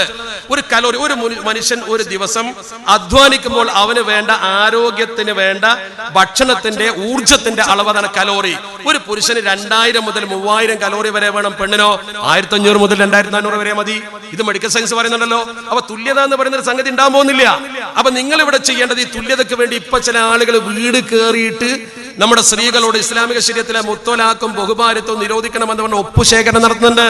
ഈ ഒപ്പുശേഖരണം നടത്തുന്ന ആളുകളോട് ഞാൻ ചോദിക്കുന്നു, നേരത്തെ ഞാൻ പറഞ്ഞ ആളുകളൊക്കെ ഏത് തൊലാഖിന്റെ ഇരകളാ? എന്തേ വിവാഹമോചനം അവരൊക്കെ നടത്തിയത്? സ്ത്രീ പുരുഷ സമത്വത്തിന് വേണ്ടിയാണോ നിങ്ങൾ വാദിക്കുന്നതെങ്കിൽ നിങ്ങൾ ചെയ്യേണ്ട കാര്യം എന്താ? നമ്മുടെ സമ്പന്ന വർഗം കള്ളു കുടിച്ച് കണ്ണു തുറപ്പിച്ച് പെണ്ണിനെ തുണിയഴിപ്പിച്ച് ആടുന്ന ഏർപ്പാടിന്റെ ക്യാബറേ, ആ ക്യാബറേ ഡാൻസ് നിരോധിക്കാൻ 5 നക്ഷത്ര ഹോട്ടലിന്റെ മുമ്പിൽ ചെന്നുകൊണ്ട് ഒപ്പ് ശേഖരിക്ക്. എന്നിട്ട് അത് നിർത്താൻ നോക്ക്. നിങ്ങൾക്ക് പെണ്ണുങ്ങളോട് കടപ്പാടുണ്ടെങ്കിൽ ഇന്ത്യയിലെ മെട്രോപൊളിറ്റൻ സിറ്റിയിൽ തുണിയടിച്ചുകൊണ്ട് തങ്ങളുടെ ജീവിതത്തിന് വേണ്ടി മാംസം വിൽക്കുന്ന പെണ്ണുങ്ങളുണ്ട്, അവർക്ക് വേണ്ടി ശബ്ദിക്കും. നിങ്ങള് കച്ചവടം കൊടുപ്പിക്കാൻ റിസപ്ഷനിസ്റ്റ് എന്ന് പറഞ്ഞുകൊണ്ട് അടിവസ്ത്രം മാത്രം ധരിപ്പിച്ചുകൊണ്ട് പെണ്ണുങ്ങളെ കടയുടെ മുമ്പിൽ നിർത്തിയിട്ട് ആണുങ്ങളെ ആകർഷിക്കുന്ന തമ്മാടിത്തം ചെയ്യുന്ന അത്തരം ബിസിനസ് വൽക്കരിക്കപ്പെടുന്ന സ്ത്രീത്വത്തെ കുറിച്ച് നിങ്ങൾ ചിന്തിക്ക്, പഠിക്ക്. എന്നിട്ട് പറ, തൊഴിൽ രംഗത്തെ പീഡനം സ്ത്രീകൾക്കുണ്ട്, അതിനെ കുറിച്ച് പഠിക്ക്. വിമാനത്തിലെ ഹെയർ ഹോസ്റ്റസ്മാർക്ക് വരെ പലരും വിവാഹ നിയന്ത്രണം, അല്ലെങ്കിൽ വിവാഹം കഴിച്ചാൽ തന്നെ ഇത്ര കൊല്ലം കുഞ്ഞുങ്ങളുണ്ടാകാൻ പാടില്ല, ജോലി പോകുമെന്നൊക്കെ പറയുന്നുണ്ട്. അതിനെ കുറിച്ചൊക്കെ നിങ്ങൾ ചിന്തിക്ക്. സ്ത്രീകളെ നിങ്ങൾ പരിവർത്തിപ്പിക്കേണ്ടത് അങ്ങനെയാണ്. മുത്തലാഖ് കൊണ്ടൊന്നും ഒരു പെണ്ണിനും ഒരു കുഴപ്പമുണ്ടായിട്ടില്ല. 3 തൊലാഖ് എന്ന് പറയുന്നത് പെണ്ണിന്റെ സ്വാതന്ത്ര്യം ശരിക്ക് വകവെച്ചു കൊടുത്തതാ. അനിയന്ത്രിതമായ തൊലാഖായിരുന്നു ഇസ്ലാമിൽ. ഇഷ്ടം പോലെ തൊലാഖെല്ലാം, ഇഷ്ടം പോലെ തൊലാഖെല്ലാം. ഒരു പെണ്ണിനെ 100 വട്ടം 10 വട്ടം ഒക്കെ ചെല്ലാം. പക്ഷേ ഒരു പുരുഷനോട് പറഞ്ഞു, ആ കളി പെണ്ണിനോട് കളിക്കണ്ട. ആ തൊലാഖ് മറത്താനി 2 വട്ടമേ പറ്റൂ മടക്കിയെടുക്കാൻ. 3-ാം വട്ടം തൊലാഖ് ചെല്ലിയാൽ പിന്നെ ആ പെണ്ണിനെ നിനക്ക് കിട്ടൂല. കിട്ടണമെങ്കിൽ നിക്കാഹ് ചെയ്യാനും പറ്റൂല. ചെയ്യണമെങ്കിൽ ചില നിബന്ധനകളുണ്ട് എന്ന് പുരുഷനെ പേടിപ്പിച്ച് പഠിപ്പിച്ചു ഇസ്ലാം. അത് പെണ്ണിന്റെ സുരക്ഷിതത്വമാണ്. അത് മനസ്സിലാക്കാത്ത തലതിരിഞ്ഞ് കുഴപ്പമുണ്ടാക്കണ്ട. ആ 3 തൊലാഖും ഒപ്പം ചൊല്ലാനുള്ളതല്ല. ഇനി ചൊല്ലിപ്പോയാലോ 3ഉം പോകും. അതിലാർക്കും തർക്കമില്ല. അഇമ്മത്തുൽ അർബഅക്ക് തർക്കമില്ലാത്ത വിഷയമാണ്. സമത്വ ഖണ്ഡിതമായി പറഞ്ഞതാ. ചുരുക്കത്തിൽ നമ്മുടെ സമൂഹത്തിലെ തിന്മകൾക്കെതിരെ പോരാടുന്ന പ്രവർത്തനമാണ് പരിശുദ്ധ ദീൻ ചെയ്തിട്ടുള്ളത്. ആ പ്രവർത്തനത്തിനാണ് നമ്മൾ സമൂഹത്തിന്റെ ഊർജ്ജവും അതുപോലെ തന്നെ സമൂഹത്തിന്റെ പ്രവർത്തനവും ആവാഹിച്ചെടുക്കാൻ ശ്രമിക്കുന്നത്. അതിനുവേണ്ടിയാണ് നമ്മൾ ഈ അഭിപ്രായ സമന്വയം നടത്തുന്നത്. കൂട്ടത്തിലൊരു കാര്യം അവസാനമായി പറയട്ടെ, ഇതൊന്നും നമ്മുടെ നാട്ടിലെ സൗഹൃദം തകർക്കുന്ന പ്രവർത്തനമാകാൻ പാടില്ല. നമ്മുടെ രാജ്യത്തെ സൗഹൃദം എന്ന് പറയുന്നത് ഹിന്ദുവും മുസ്ലിമും ക്രിസ്ത്യാനിയും ഒന്നിച്ചു നിൽക്കുന്ന പാരമ്പര്യമാണ്. ഞാൻ ഈ പ്രസംഗിക്കുന്നത് പാലക്കാട്ടെ കോട്ട മൈതാനിയില. നമ്മുടെ രാജ്യത്ത് ടിപ്പു സുൽത്താൻ എന്ന് പറയുന്ന മനുഷ്യൻ തീർത്ത സൗഹൃദത്തിന്റെ ചിത്രം നിങ്ങൾ പഠിക്കണം. ആ ടിപ്പു സുൽത്താൻ ഈ രാജ്യത്ത് വൈദേശിക അധിനിവേശികൾക്കെതിരെ പൊരുതി ധീരമായി സമരം ചെയ്തുകൊണ്ട് നെഞ്ചത്ത് വെടിയേറ്റ് വാങ്ങി മരിച്ചു വീണ മഹാനാണ്. ആ മഹാനായ ടിപ്പു സുൽത്താന്റെ പിന്മുറക്കാരെ നോക്കിക്കൊണ്ട് ദേശസ്നേഹം അളക്കാനൊന്നും ആരും വരണ്ട കേട്ടോ. ഈ സമൂഹത്തിന്റെ ദേശസ്നേഹം ചോദ്യം ചെയ്യാൻ ആർക്കും അവകാശമില്ല. ടിപ്പുവിന്റെ കോട്ടയുണ്ടല്ലോ, ഒന്ന് മൈസൂരിൽ ശ്രീരംഗപട്ടണത്ത് ഒന്ന് പോയി നോക്ക്. ശ്രീരംഗപട്ടണം കോട്ടയുടെ ഉള്ളിലേക്ക് കടന്നാൽ ഒരു അമ്പലം കാണാം, പള്ളിയും കാണാം. എന്തിനാണ് അമ്പലം? ടൂറ് പോകുന്ന അധ്യാപകരോട് വരെ കുട്ടികൾ ചോദിക്കും, പുസ്തകത്തിലൊക്കെ ടിപ്പു വർഗീയവാദിയാണല്ലോ സർ. ഇവിടെ വന്നപ്പോ ടിപ്പുവിന്റെ കോട്ടയിൽ ടിപ്പുവിന്റെ ചെലവിൽ അമ്പലം. അതെന്തിനാ? ടിപ്പുവിന്റെ തന്റെ സ്വന്തം സൈന്യത്തിൽപ്പെട്ട അപ്പാജിറാബുവിനും അതുപോലെ തന്നെ ടിപ്പുവിന്റെ കേന്ദ്ര സേനയിലെ അമുസ്ലിങ്ങൾക്കും ആരാധിക്കാൻ വേണ്ടിയുള്ള സൗകര്യം. ടിപ്പു ഖജനാവ് വരെ ഒരു അമുസ്ലിമിനെ ഏൽപ്പിച്ചിരുന്നു. നമ്മൾ ചരിത്രം പഠിക്കണം. ആ രീതിയിൽ ടിപ്പു സുൽത്താൻ രാജ്യത്ത് കാഴ്ചവെച്ച സൗഹൃദത്തിന്റെ മണ്ണ്, ആ വിളനിലത്തിന്റെ പ്രദേശത്താണ് നമ്മൾ താമസിക്കുന്നത്, ഇവിടെ നിൽക്കുന്നത്. ഈ സന്ദർഭത്തിൽ പോലും വർഗീയത ഉണ്ടാക്കാനാണ് പലരും ശ്രമിച്ചുകൊണ്ടിരിക്കുന്നത്. ഈ രാജ്യത്തിന്റെ യഥാർത്ഥ ചരിത്രം അറിയാതെ വർഗീയത ഉണ്ടാക്കാൻ ശ്രമിക്കുന്ന ആളുകൾ 1206 മുതൽ 1857 വരെ നീണ്ട കാലത്തോളം ഇന്ത്യ ഭരിച്ച മുസ്ലിം സമൂഹത്തിന്റെ ചരിത്രം പഠിക്കുന്ന നിങ്ങൾ ജഹാംഗീർ എന്ന് പറയുന്ന ഒരൊറ്റ ചക്രവർത്തി മാത്രം വാരാണസിയിൽ 70 ക്ഷേത്രങ്ങൾ ഉണ്ടാക്കാൻ അനുവദിച്ചു എന്ന് പറയുന്നു. അവിടെ ഒന്നും മുസ്ലിങ്ങൾ മാത്രമായില്ലല്ലോ, എല്ലാ വിഭാഗം ആളുകളും ഉണ്ടായല്ലോ. ഒരു ഗർവാപസി മുസ്ലിങ്ങൾ നടത്തിയില്ലല്ലോ. നമ്മുടെ രാജ്യത്തിന്റെ പഴയകാല ചരിത്രത്തിലേക്ക് ഒന്ന് തിരിച്ചു പോയി നോക്ക്, സമയത്തിന്റെ കുറവുണ്ട്. മലപ്പുറം ജില്ലയിലേക്ക് വാ, മൂന്നിയുള്ള കളിയാട്ടക്കാവെന്ന് കാണണം നിങ്ങള്. വലിയുള്ളാഹി ഖുതുബ് സമാൻ മമ്പുറം സയ്യിദ് അലവി തങ്ങൾ ജീവിച്ചിരിക്കുന്ന കാലത്ത് മമ്പുറത്ത് തങ്ങളുടെ മുമ്പിലേക്ക് തിരുവാന്താങ്ങുന്ന ദേവി കുടുംബത്തിലെ പെണ്ണ് വന്നിട്ട് പടി അടച്ച് പിണ്ടം വെച്ച ഈ പാവം പെണ്ണ് തങ്ങളുടെ പടിക്കൽ വന്ന് മുട്ടി വിളിച്ചിട്ട് കരഞ്ഞു, തങ്ങളെ എനിക്കൊരിടം വേണം. ബഹുമാനപ്പെട്ട തങ്ങൾ അവർക്ക് ഇടം കൊടുത്തു. ആ പെണ്ണിന് മൂന്നിയൂർ കളിയാട്ടക്കാവിൽ ആ പെണ്ണ് വന്നിട്ട് പറഞ്ഞു, ഞാൻ ദേവി കുടുംബത്തിലെ പെണ്ണ, എനിക്ക് ഉത്സവം നടത്തണം. തങ്ങൾ ഡേറ്റ് നിശ്ചയിച്ചു കൊടുത്തു, ഇടവം 15. ആ സമൂഹം ഇന്നും മമ്പുറത്തെ മക്കാവിൽ വന്ന് പ്രാർത്ഥിച്ച് മമ്പുറത്തെ തമ്പുരാനെ എന്ന് പറഞ്ഞ് വിളിച്ചൊരു കളിയും കളിച്ച് അവിടെ കാണിക്കേറ്റാ പോകുന്നത്. അതിന്റെ ശരിതെറ്റുകളിലേക്കല്ല ഞാൻ പോകുന്നത്, മറിച്ച് ഇന്നും മമ്പുറത്തെ തങ്ങളെ അവർ സ്നേഹിക്കുന്നു. ആ സൗഹൃദം മലപ്പുറത്ത് നിലനിൽക്കുന്നു. അതല്ലേ നമ്മൾ ചിന്തിക്കേണ്ടത്. ലോകത്ത് മനുഷ്യൻ തീർത്ത ഈ സൗഹൃദത്തെ എന്തിനാ നമ്മൾ തകർക്കുന്നത്? സാമൂതിരി മഹാരാജാവിന്റെ കാലത്ത് KV കൃഷ്ണയ്യർ എഴുതിയില്ലേ അദ്ദേഹത്തിന്റെ പേന കൊണ്ട് സമോരിൻ, സാമൂതിരിയെ കുറിച്ച് അദ്ദേഹം എഴുതി, സമോരിൻ ആക്ച്വലി ഓർഡേർഡ്, സാമൂതിരിപ്പാട് കൃത്യമായും ഉത്തരവിട്ടു 1 or 2 members of fisherman family to become Muslim. മുക്കുവ സമുദായത്തിലെ 1 or 2 ആളുകൾ മുസ്ലിങ്ങളാവണം ഉത്തരവിട്ടു സാമൂതിരി. KV കൃഷ്ണയ്യർ പറയുന്നത് ഞാനല്ല. KV കൃഷ്ണയ്യർ അദ്ദേഹം എഴുതിയ വാക്കുകൂടി, the Arabs not only made Calicut in a greatest part on the west coast of India, ഇന്ത്യയിലെ ഏറ്റവും വലിയൊരു പ്രദേശമായിട്ടല്ല അന്നത്തെ അറബികൾ കോഴിക്കോടിനെ വളർത്തിയത്, പിന്നെയോ they even helped to spread the name and fame of the Zamorin to Europe. യൂറോപ്പിലേക്ക് വരെ സാമൂതിരിയുടെ പ്രസിദ്ധി പരക്കാൻ അവർ കാരണമായി. അത് പരത്തി അതല്ലേ ഖാദി മുഹമ്മദിന്റെ ഫതഹുൽ മുബീൻ. അതിന്റെ തുടക്കത്തിൽ അദ്ദേഹം പറഞ്ഞ വാചകം എന്താ? വഇന്ന ഹാദി ഖിസ്സത്തുൻ നജീബ ഫീ ശറഹി ഹർബിൻ ശഅനുഹാ വരീബ ബൈനൽ മുഹിബ്ബിൽ മുസ്ലിമീന സാമിരി വബൈന ഖസ്മിഹിൽ ഫറഞ്ചിൽ കാഫിരി. പറങ്കികളും മുസ്ലിങ്ങളും തമ്മിലുള്ള കൂട്ടായ്മയുടെ ചരിത്രമാണെന്ന് പറഞ്ഞുകൊണ്ട് സാമൂതിരിയെ പുകഴ്ത്തിക്കൊണ്ട് ഒരു മുസ്ലിം പണ്ഡിതൻ ബഹുമാനപ്പെട്ട ഖാദി മുഹമ്മദ് ബിൻ അബ്ദുൽ അസീസ് എന്ന് പറയുന്ന മഹാൻ ഒരു കവിത എഴുതാന്ന് പറയുമ്പോൾ ഹിന്ദു മുസ്ലിം ബന്ധത്തിന്റെ മനോഹരമായ മാർഗമല്ലേ അത്? ആ ബന്ധം നമ്മൾ മറക്കാൻ പാടുണ്ടോ? ഇവിടെ ഹിന്ദുക്കളും മുസ്ലിങ്ങളും ഇന്നും ആ സൗഹൃദത്തിലാണ് നിൽക്കുന്നത്, ആ ബന്ധത്തിലാണ് നിൽക്കുന്നത്. എനിക്കറിയാം, വാഫി എഡ്യൂക്കേഷൻ കോംപ്ലക്സിന്റെ വാഫി കോഴ്സിന്റെ ഒരു PG ക്യാമ്പസിന് വേണ്ടി പിരിവിന് ഖത്തറിൽ ചെല്ലുമ്പോ അവിടെ വലിയൊരു പ്രോജക്റ്റാ. 15 ഏക്കർ സ്ഥലം കാളികാവിലെ ബാപ്പു ഹാജി ഏൽപ്പിച്ചു. അള്ളാഹു അദ്ദേഹത്തിന് ദീർഘായുസ്സും ആഫിയത്ത് കൊടുക്കുമാറാവട്ടെ. ഒരു വലിയ കോംപ്ലക്സ് വരാൻ പോവാ. ആ കോംപ്ലക്സിന് വേണ്ടി 8 ലക്ഷം രൂപ ഒരു ക്ലാസ് റൂമിന്റെ മുഴുവൻ ചെലവും കൊടുത്തത് മലപ്പുറം ജില്ലക്കാരനായ ഒരു ബാലകൃഷ്ണൻ ഖത്തറിലെ ഒരു ബിസിനസ്സുകാരനാണ്. ഒരു കാർപ്പന്ററായി വന്ന് ഉയർന്നു വന്ന ബാലകൃഷ്ണൻ 8 ലക്ഷം രൂപ കൊടുത്തു. ബാലകൃഷ്ണൻ എന്തിനാ ഒരു മുസ്ലിം പണ്ഡിത സഭ പഠിപ്പിക്കുന്ന ഒരു സ്ഥാപനത്തിന് ഇങ്ങനെ പൈസ കൊടുക്കേണ്ട കാര്യം എന്താ? അതാണ് ബാലകൃഷ്ണന്റെ മലപ്പുറം ജില്ലയുടെ ഹിന്ദു മുസ്ലിം ബന്ധത്തിന്റെ പൈതൃക പ്രതീകം. കോഴിക്കോട്ടെ ഒരു പത്രപ്രവർത്തകൻ A. സജീവൻ, അയാൾ എഴുതിയ ഒരു പുസ്തകം ഒരു അമുസ്ലിമിന്റെ പ്രിയപ്പെട്ട ഇസ്ലാം. എന്തിനാ സജീവൻ അമുസ്ലിമിന്റെ പ്രിയപ്പെട്ട ഇസ്ലാം എഴുതുന്നത്? ഈ കത്തുന്ന തീയിലേക്ക് ആ തീയെ കെടുത്താനുള്ള ചെറിയ ചെറിയ ശ്രമങ്ങളുടെ ഭാഗമാണത്. ഒരിക്കലും വർഗീയത ആളി കത്തിപ്പിക്കരുത്. അതാണ് നമ്മൾ വേണ്ടത്. ഞാൻ എപ്പോഴും പറയുന്ന ഒരു ഉദാഹരണം എന്റെ മനസ്സിൽ തട്ടിയതുണ്ട്. വേപ്പൂരിന്ന് ഒരു ഉരു പോയി നേരെ ലക്ഷദ്വീപിലേക്ക് അത് മുങ്ങിപ്പോയി. ആ ഉരുവിൽ 2 പേരുണ്ടായിരുന്നു, 2 അമുസ്ലിം സുഹൃത്തുക്കൾ, ഒന്ന് ഭാസ്കരൻ ഒന്ന് കെനി, രണ്ടാളും മുങ്ങി. ഫ്ലോട്ടിംഗ് ട്യൂബിലാണ് അവർ 2 ദിവസം നടന്നത്. ഫ്ലോട്ടിംഗ് ട്യൂബിൽ നമുക്കറിയാം, വിമാനത്തിലൊക്കെ നമ്മളെ കഴുത്തിലിട്ട് കാണിച്ചിരുന്ന ഒരു സാധനം ഉണ്ടല്ലോ, അതിന്റെ വൃത്തത്തിലുള്ള ഫ്ലോട്ടിംഗ് ട്യൂബ്. അതിൽ അവസാനം അവർ രക്ഷപ്പെടുത്താൻ ആർക്കും കഴിഞ്ഞില്ല. അപ്പോഴാണ് ഉൾക്കടലിൽ നിന്ന് മത്സ്യം പിടിച്ച് കടന്നു വരുന്ന താനൂരിലെ ചെറ്റപ്പുരയിൽ താമസിക്കുന്ന 2 പാവങ്ങൾ, കാളാട്ട് ബഷീറും കോയമോനും.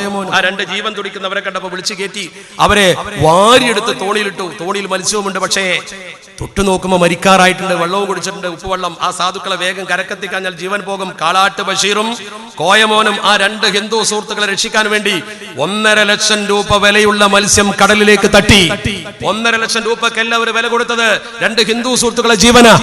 ആ ജീവിതത്തിന് വേണ്ടി തങ്ങളുടെ സമ്പാദ്യം മുഴുവൻ തട്ടിയിട്ട് കൊണ്ടുപോയ അവരെ കുറിച്ച് ഓർത്തു നോക്ക് നിങ്ങൾ. അതല്ല മനുഷ്യത്വം, അതാണ് മനുഷ്യത്വം. ആ മനുഷ്യത്വത്തിന്റെ ഭൂമിയിൽ നിന്ന് മനുഷ്യന്മാരെ തമ്മിൽ തല്ലിക്കുന്ന ഏർപ്പാടല്ല ചെയ്യുന്നത്. നിങ്ങൾ ചെയ്ത പണി എന്താ? മുസ്ലിമായി ജീവിക്കാൻ ആഗ്രഹിച്ചുകൊണ്ട് നമ്മുടെ മലപ്പുറം ജില്ലയിൽ എല്ലാ കാലത്തും സൗഹൃദത്തിന് കേളികെട്ട ഒരു പ്രദേശമാണല്ലോ കൊടിഞ്ഞി. ആ കൊടിഞ്ഞിൽ സുഹൃത്തിനെ കൊന്ന് കൊല വിളിച്ചു. ഇതൊക്കെ നമ്മുടെ രാജ്യത്ത് അപകടകരമായ കാര്യമല്ലേ? നിങ്ങൾ ചിന്തിക്ക്. എന്നിട്ട് നമ്മളെ മുഖത്ത് നോക്കി പറയുന്നു, നമ്മൾ ശരീഅത്തിന് വേണ്ടി ശബ്ദിച്ചാൽ, നമ്മൾ 44 വകുപ്പിനെതിരായാൽ, നമ്മുടെ രാജ്യദ്രോഹികൾ. ഞങ്ങളെ രാജ്യദ്രോഹവും രാജ്യസ്നേഹവും നിങ്ങൾ പഠിപ്പിക്കണ്ട. ഈ ഇരിക്കുന്ന പണ്ഡിതന്മാരുണ്ടല്ലോ, സമത്വ കേരള ജമിയത്തിലൂടെ ഉയർന്ന മുശാവറ മെമ്പർമാരായിരിക്കുന്ന മുഴുവൻ, MT ഉസ്താദ് അടക്കമുള്ള സമത്വ ഉപാധ്യക്ഷൻ അടക്കമുള്ള മഹത്തുക്കൾ ഇവിടെ ഉണ്ട്. ഇവരുടെ ഒരു പൂർവീകരുണ്ടായിരുന്നു. അതിൽപ്പെട്ട മഹാനായിരുന്നു ബഹുമാനപ്പെട്ട ഈ സമൂഹത്തിന്റെ ദർസി സമ്പ്രദായത്തിന്റെ സമൂഹത്തിന്റെ വളർച്ചയിൽ സമത്വം ചെയ്ത ഏറ്റവും വലിയ സേവനം ഇൽമു പഠിപ്പിച്ചു എന്നുള്ളതാണ്. ഈ സമൂഹത്തിന് ഇൽമു കൊടുത്തു എന്നുള്ളതാണ്. ഇൽമിന്റെ വളർച്ചയുടെ കേദാരമായ ദർസി സമ്പ്രദായത്തിന് കേരളത്തിൽ ശരിക്കും അടിത്തറവാകിയ ബഹുമാനപ്പെട്ട മഖ്ദൂം ഒന്നാമൻ അബൂ യഹ്യ സൈനുദ്ദീൻ ഇബ്നു അലി, ആ മഹാനുഭാവൻ പോർച്ചുഗീസ് ആധിപത്യം ഇവിടെ വന്നപ്പോൾ എഴുതിയ പുസ്തകമാണ് തഹ്രീദ് അഹ്ലുൽ ഈമാൻ അലാ ജിഹാദി അബദത്ത് സുൽബാൻ എന്ന് പറയുന്ന ഗ്രന്ഥം. ആ ഗ്രന്ഥത്തിൽ അദ്ദേഹം പറഞ്ഞ വാചകം, ഈ വിദേശികൾ ഇവിടെ നിന്നാൽ അപകടമാണ്, ഈ വിദേശികളെ തുരത്താൻ നിങ്ങൾ സമരം ചെയ്യണം, അതൊരു ജിഹാദാണെന്ന് പറഞ്ഞു. ഇത് കെട്ടുകഥയല്ല. ബഹുമാനപ്പെട്ട മഖ്ദൂം ഒന്നാമന്റെ തഹ്രീദ് ഒന്ന് വായിക്കും നിങ്ങൾ. ആ തഹ്രീദിന് തുല്യമായി വൈദേശിക അധിനിവേശികൾ കാലുകുത്തിയപ്പോൾ അവരെ പുറത്താക്കണമെന്ന് പറയുന്നൊരു വാചകം എഴുതിയ ആൾക്കാരുണ്ട് അവിടെ. എന്താ മഖ്ദൂം പറഞ്ഞത്? ഈ കൗമിനെ നോക്കിക്കൊണ്ട് അദ്ദേഹം പറഞ്ഞു, ഫയാ അഹ്ല ഇസ്ലാമിൻ വ ഉമ്മത അഹ്മദി ഹലുമു ഇലാ ഹാദൽ ജിഹാദി ബിഹിമ്മതി. ഈ ജിഹാദിലേക്ക് നിങ്ങൾ മുന്നോട്ട് വരണം, ഇവരെ നമുക്ക് പുറത്താക്കണം എന്നാ പറഞ്ഞത്. ഫഫീഹി റിളൽ ഖല്ലാഖി വൽ ഖൽഖി ഇൻസിഹിം വജിന്നിം വവഗ്ഷിം വതുയൂരി വദാബതി. ഈ സമരമുഖത്തേക്ക് നിങ്ങൾ ഇറങ്ങിയാൽ സകല ജീവജാലങ്ങളും തൃപ്തിപ്പെടും. അല്ലാഹുവിന്റെ സന്തോഷമല്ല, സകലരും തൃപ്തിപ്പെടും. വലാ തജ്അലൂ ഇഫ്റൻ ജയ ഖൗമി ഔലിയാ വഇൻ ഖിഫ്തുമുഹൽ കൻ വഫൗതാ തിജാറതി. കച്ചവടം നഷ്ടപ്പെട്ടാലും ജീവൻ പോയാലും പോർച്ചുഗീസുകാർക്കെതിരെ പൊരുതണം നിങ്ങൾ. ഫഇൻ തുഹ്മിലൂ ഹാദൽ ജിഹാദ ഖസിർതുമു ഐനാദാരി ദുനിയാ തുമ്മ ഉഖ്റാ ബിഹസ്റതി. ഈ ജിഹാദിന് നിങ്ങൾ വരുന്നില്ലെങ്കിൽ, എന്റെ വാക്ക് നിങ്ങൾ കേൾക്കുന്നില്ലെങ്കിൽ നിങ്ങൾക്ക് ദുനിയാവിലും ആഖിറത്തിലും നട്ടുണ്ടാവും. അങ്ങനെ പറഞ്ഞ് പ്രേരിപ്പിച്ച് സമരത്തിനൊക്കെ പോർട്ടുഗീസുകാരെ അറബിക്കടൽ അപ്പുറം കടത്തി ഈ സമൂഹത്തിന്റെ പൂർവികന്മാർ. നിങ്ങൾ നോക്ക്, ഖുത്ബുസ്സമാൻ വലിയുല്ലാഹി മംബറും സയ്യിദ് അലവി തങ്ങൾ മൗലദ് ദവീല അസ്സൈഫുൽ ബത്താർ അലാ മൻ യുവാലിൽ കുഫാർ വയത്തഖിദുഹും മിൻ ദൂനില്ലാഹി വൽ മുഅ്മിനീന അൻസാർ എന്ന ഗ്രന്ഥം എഴുതിക്കൊണ്ട് പോർച്ചുഗീസുകാരെ പോലെ തന്നെ പിൽക്കാലത്ത് വന്ന ബ്രിട്ടീഷുകാരൻ നാട് കടത്താൻ ഉത്തരവിട്ടു. അദ്ദേഹത്തിന്റെ മകനെ ഏറ്റുപിടിച്ചു, സയ്യിദ് ഫളൽ ഉദ്ദത്തുൽ ഉമറാഇ വൽ ഹുകാം ലിഹാനത്തിൽ കഫറത്തി വഅബദത്തിൽ അസ്നാം എന്ന ഗ്രന്ഥം എഴുതിക്കൊണ്ട് ബ്രിട്ടീഷുകാരൻ നാട്ടിൽ നിന്ന് പുറത്താക്കാൻ പറഞ്ഞു. അപ്പോഴാ കനോലി സാഹിബ് ആ പുസ്തകം നിരോധിച്ചത്. ആമനുമാന്റെ അകത്ത് പരീക്കുട്ടി മുസ്ലിയാർ എന്ന് പറയുന്ന ഇവരുടെ പൂർവികനായ ഒരു പണ്ഡിതൻ മുഹിമ്മാത്തുൽ മുഅ്മിനീൻ ഫീ തർക്കിൽ മുവാലാത്തിൽ അഅദാഇ ദീൻ വ നുസ്റത്തി ഖിലാഫത്തി സയ്യിദുൽ മുർസലീൻ വ തൻസീഹി ജസീറത്തുൽ അറബി മിനൽ മുശ്രിക്കീൻ എന്ന പുസ്തകം എഴുതി. അതിന്റെ പേരിൽ അദ്ദേഹത്തെ അറസ്റ്റ് ചെയ്യാൻ ഉത്തരവിട്ടു. താനൂരിലെ അദ്ദേഹത്തിന്റെ ദർസ് പോലും മുടങ്ങിയത് അതുകൊണ്ട്. പഠിക്കണം നിങ്ങൾ.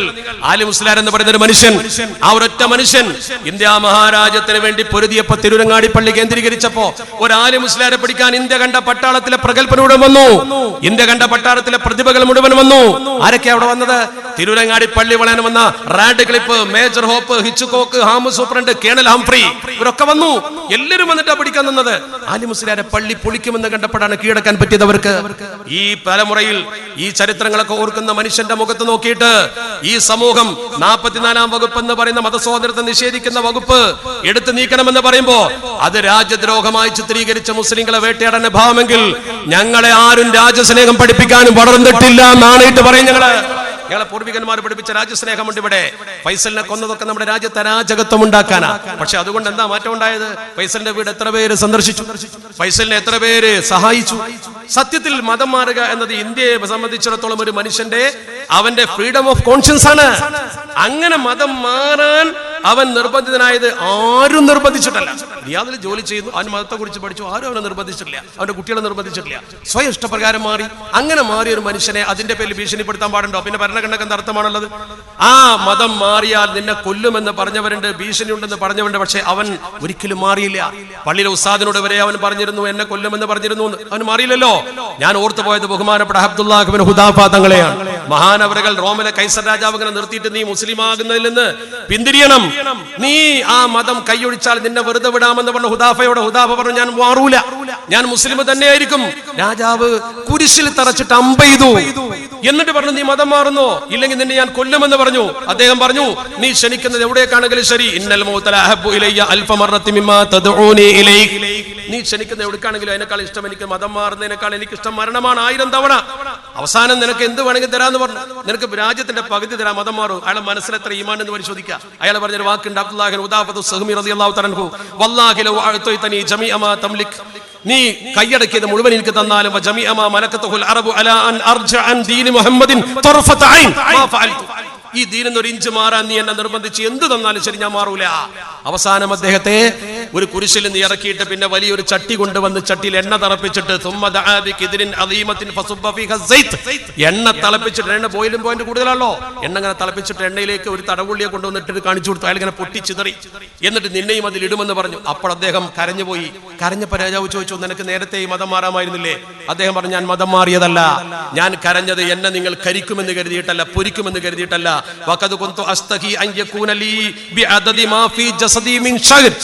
എന്റെ രോമകൂപത്തിന്റെ തുല്യം എനിക്ക് അംഫുസുൻ, എനിക്ക് റൂഹ് വേണം, എനിക്ക് ആത്മാ, എന്റെ രോമമൊക്കെ ജീവനാകണം. അള്ളാന്റെ മാർഗത്തിൽ ഓരോന്നോരോന്നായി ചട്ടിയിലിടണം. എനിക്ക് ഒരിക്കലേ മരിക്കാൻ പറ്റുള്ളൂ. ഈ 1000 മരണം എനിക്ക് വേണം, അതിന് കഴിയില്ലല്ലോ. ഈ മരിച്ചാൽ എന്റെ സേവനം ദീനിന് വേണ്ടി ചേർന്നല്ലോ എന്ന് കരുതിയിട്ടാണ് ഞാൻ കരഞ്ഞതെന്ന് പറഞ്ഞപ്പോ റോം ഭരിക്കുന്ന, ചോദ്യം ചെയ്യപ്പെടാത്ത ഇന്നത്തെ അമേരിക്ക പോലെ നിൽക്കുന്ന ഭരണാധികാരി പോലും തല കുനിച്ചുകൊണ്ട് പറഞ്ഞു, ഹല്ലക അൻ തുഖബ്ബില റഅസി, എന്റെ തലമ നിനക്കൊന്ന് ചുംബിക്കാൻ പറ്റുമോ? ഈ ധൈര്യം വല്ലാത്ത അപാരമാണ്, നീ എന്നൊന്ന് ചുംബിക്കോ എന്ന് ചോദിച്ചു. താരീഖ് 2 പഠിക്കണം. അപ്പോഴാണ് ആ രാജാവിന്റെ മുമ്പിൽ അദ്ദേഹം പറഞ്ഞത്, എന്റെ രക്ഷയ്ക്ക് വേണ്ടി ഞാൻ ചുംബിക്കൂല, നിന്റെ തല ചുംബിക്കാം, പക്ഷേ എന്റെ സുഹൃത്തുക്കൾ ഒരുപാട് നിന്റെ തടവിലുണ്ട്, എല്ലാവരെയും വിട്ടുതരുമോ? തരാം, നിന്റെ ധൈര്യം എന്നെ കീഴടക്കി. രാജാവ് മുട്ടുകുത്തി ഇങ്ങനെ നിന്ന് കൊടുക്കുക. അബ്ദുല്ലാഹിബ്നു ഹുദാഫ തല ചുംബിക്കുന്നു. എല്ലാവരെയും വിട്ട് അദ്ദേഹം വൈജയന്തിയുമായി കടന്നു വരുന്നു. ഉമർ തങ്ങൾ ഇതറിഞ്ഞപ്പോൾ ഖലീഫ പറഞ്ഞു, ഇങ്ങനൊരു സംഭവം നടന്നിട്ടുണ്ട്, നമുക്ക് അതിർത്തിയിലേക്ക് പോകണം, ഹുദാഫയെ സ്വീകരിക്കണം. ഹക്കുൻ അലാ കുല്ലി മുസ്ലിമിൻ അൻ യുഖബ്ബില റഅസ അബ്ദുല്ലാഹിബ്നു ഹുദാഫ, ഹുദാഫന്റെ തല ചുംബിക്കൽ നമുക്കൊക്കെ ചുമതലയാണ്. വ അന അബ്ദഉ ബിദാലിക എന്ന് പറഞ്ഞ് ഉമർ തങ്ങൾ ചുംബിച്ചുവെങ്കിൽ റോമാ സാമ്രാജ്യത്തിന്റെ അധിപനെ തലകുനിപ്പിച്ച സമൂഹത്തിന്റെ പിന്മുറക്കാർക്ക് ഈ രാജ്യത്തെ മുസ്ലിം സമൂഹത്തിന്റെ ആദർശത്തെ മാറ്റുരക്കാൻ വരുന്നവരെ മുട്ടുകുത്തിക്കാൻ ഒരു പ്രയാസമില്ലെന്ന് പറയാൻ ഈ സമൂഹത്തിന് കഴിയും. പക്ഷേ ഞങ്ങൾ ഒരിക്കലും നിയമം ലംഘിക്കില്ല. ഞങ്ങൾ ജനാധിപത്യത്തിന്റെ മാർഗത്തിൽ, മതേതരത്വത്തിന്റെ മാർഗത്തിൽ ഇവിടെ നിലനിൽക്കുന്ന സൗഹൃദം തകർക്കാതെ, ഞങ്ങൾക്കറിയാം ഇസ്ലാം ഇവിടെ കടന്നു വന്നപ്പോ പള്ളി കെട്ടാൻ തിരുവഞ്ചി ശിവക്ഷേത്രത്തിന്റെ വെളിപ്പാടകല സ്ഥലം തന്നതും പള്ളി കെട്ടി തന്നതും കൊടുങ്ങല്ലൂർ തമ്പുരാനാണ്. ടിപ്പു സുൽത്താന്റെ കൂടെ വരെ അമുസ്ലിങ്ങൾ ഉണ്ടായിരുന്നു, ഒമ്പറന്തങ്ങൾക്ക് കൊന്നതായിരുണ്ടായിരുന്നു. നമ്മൾ ചിന്തിക്കണം, ഈ സൗഹൃദം ഞങ്ങൾ നിലനിർത്തും, ഒരു ഹിന്ദുവിനെയും വേദനിപ്പിക്കാതെ, ഒരു ക്രിസ്ത്യാനിയെയും വേദനിപ്പിക്കാതെ, അവരൊക്കെ കൂടെ നിർത്തിക്കൊണ്ട് ഈ ഫാഷിസത്തിനെതിരെ നമ്മൾ പൊരുതും. ഒരു പ്രസിഡൻഷ്യൽ സമ്പ്രദായത്തിലേക്ക് ഇന്ത്യയെ കൊണ്ടുപോകാൻ ആരെങ്കിലും ശ്രമിക്കുന്നുവെങ്കിൽ അതിനെതിരെ ശക്തമായ ഒരു ജനകീയ മുന്നേറ്റത്തിന് നിങ്ങളൊക്കെ ഈ സമൂഹത്തിന് നേതൃത്വം കൊടുക്കണമെന്ന് മാത്രം പറഞ്ഞുകൊണ്ട്, അധികം ദീർഘിപ്പിച്ച് പറയേണ്ട വിഷയമാണെങ്കിലും സമയത്തിന്റെ കുറവ് കൊണ്ട് മാത്രം ഇവിടെ ഒരുപാട് പ്രതിഭകൾ സംസാരിക്കാനുള്ളതുകൊണ്ട് ഞാൻ അവസാനിപ്പിക്കുന്നു. സമസ്ത ഒരിക്കലും ഇത്തരം ഒരു സമരം ഒരിക്കലും നടത്താറില്ല. പക്ഷേ ഇതൊരു സമരമല്ല, മറിച്ചൊരു സന്ദേശമാണ്, സമാധാനത്തിന്റെ സന്ദേശം. സൗഹൃദം തകർക്കാതെ, നിയമം ലംഘിക്കാതെ ഈ രാജ്യത്ത് മുസ്ലിങ്ങൾക്ക് ജീവിക്കാൻ അവസരം വേണമെന്ന ഒരു അഭ്യർത്ഥന മാത്രമാണിത്. ഇത് സംഘടിപ്പിച്ച ജില്ലയിലെ നേതാക്കളെ ഞാൻ അഭിനന്ദിക്കുന്നു. അള്ളാഹു അനുഗ്രഹിക്കട്ടെ. അസ്സലാമു അലൈക്കും വറഹ്മത്തുള്ളാഹി വബറകാതുഹു.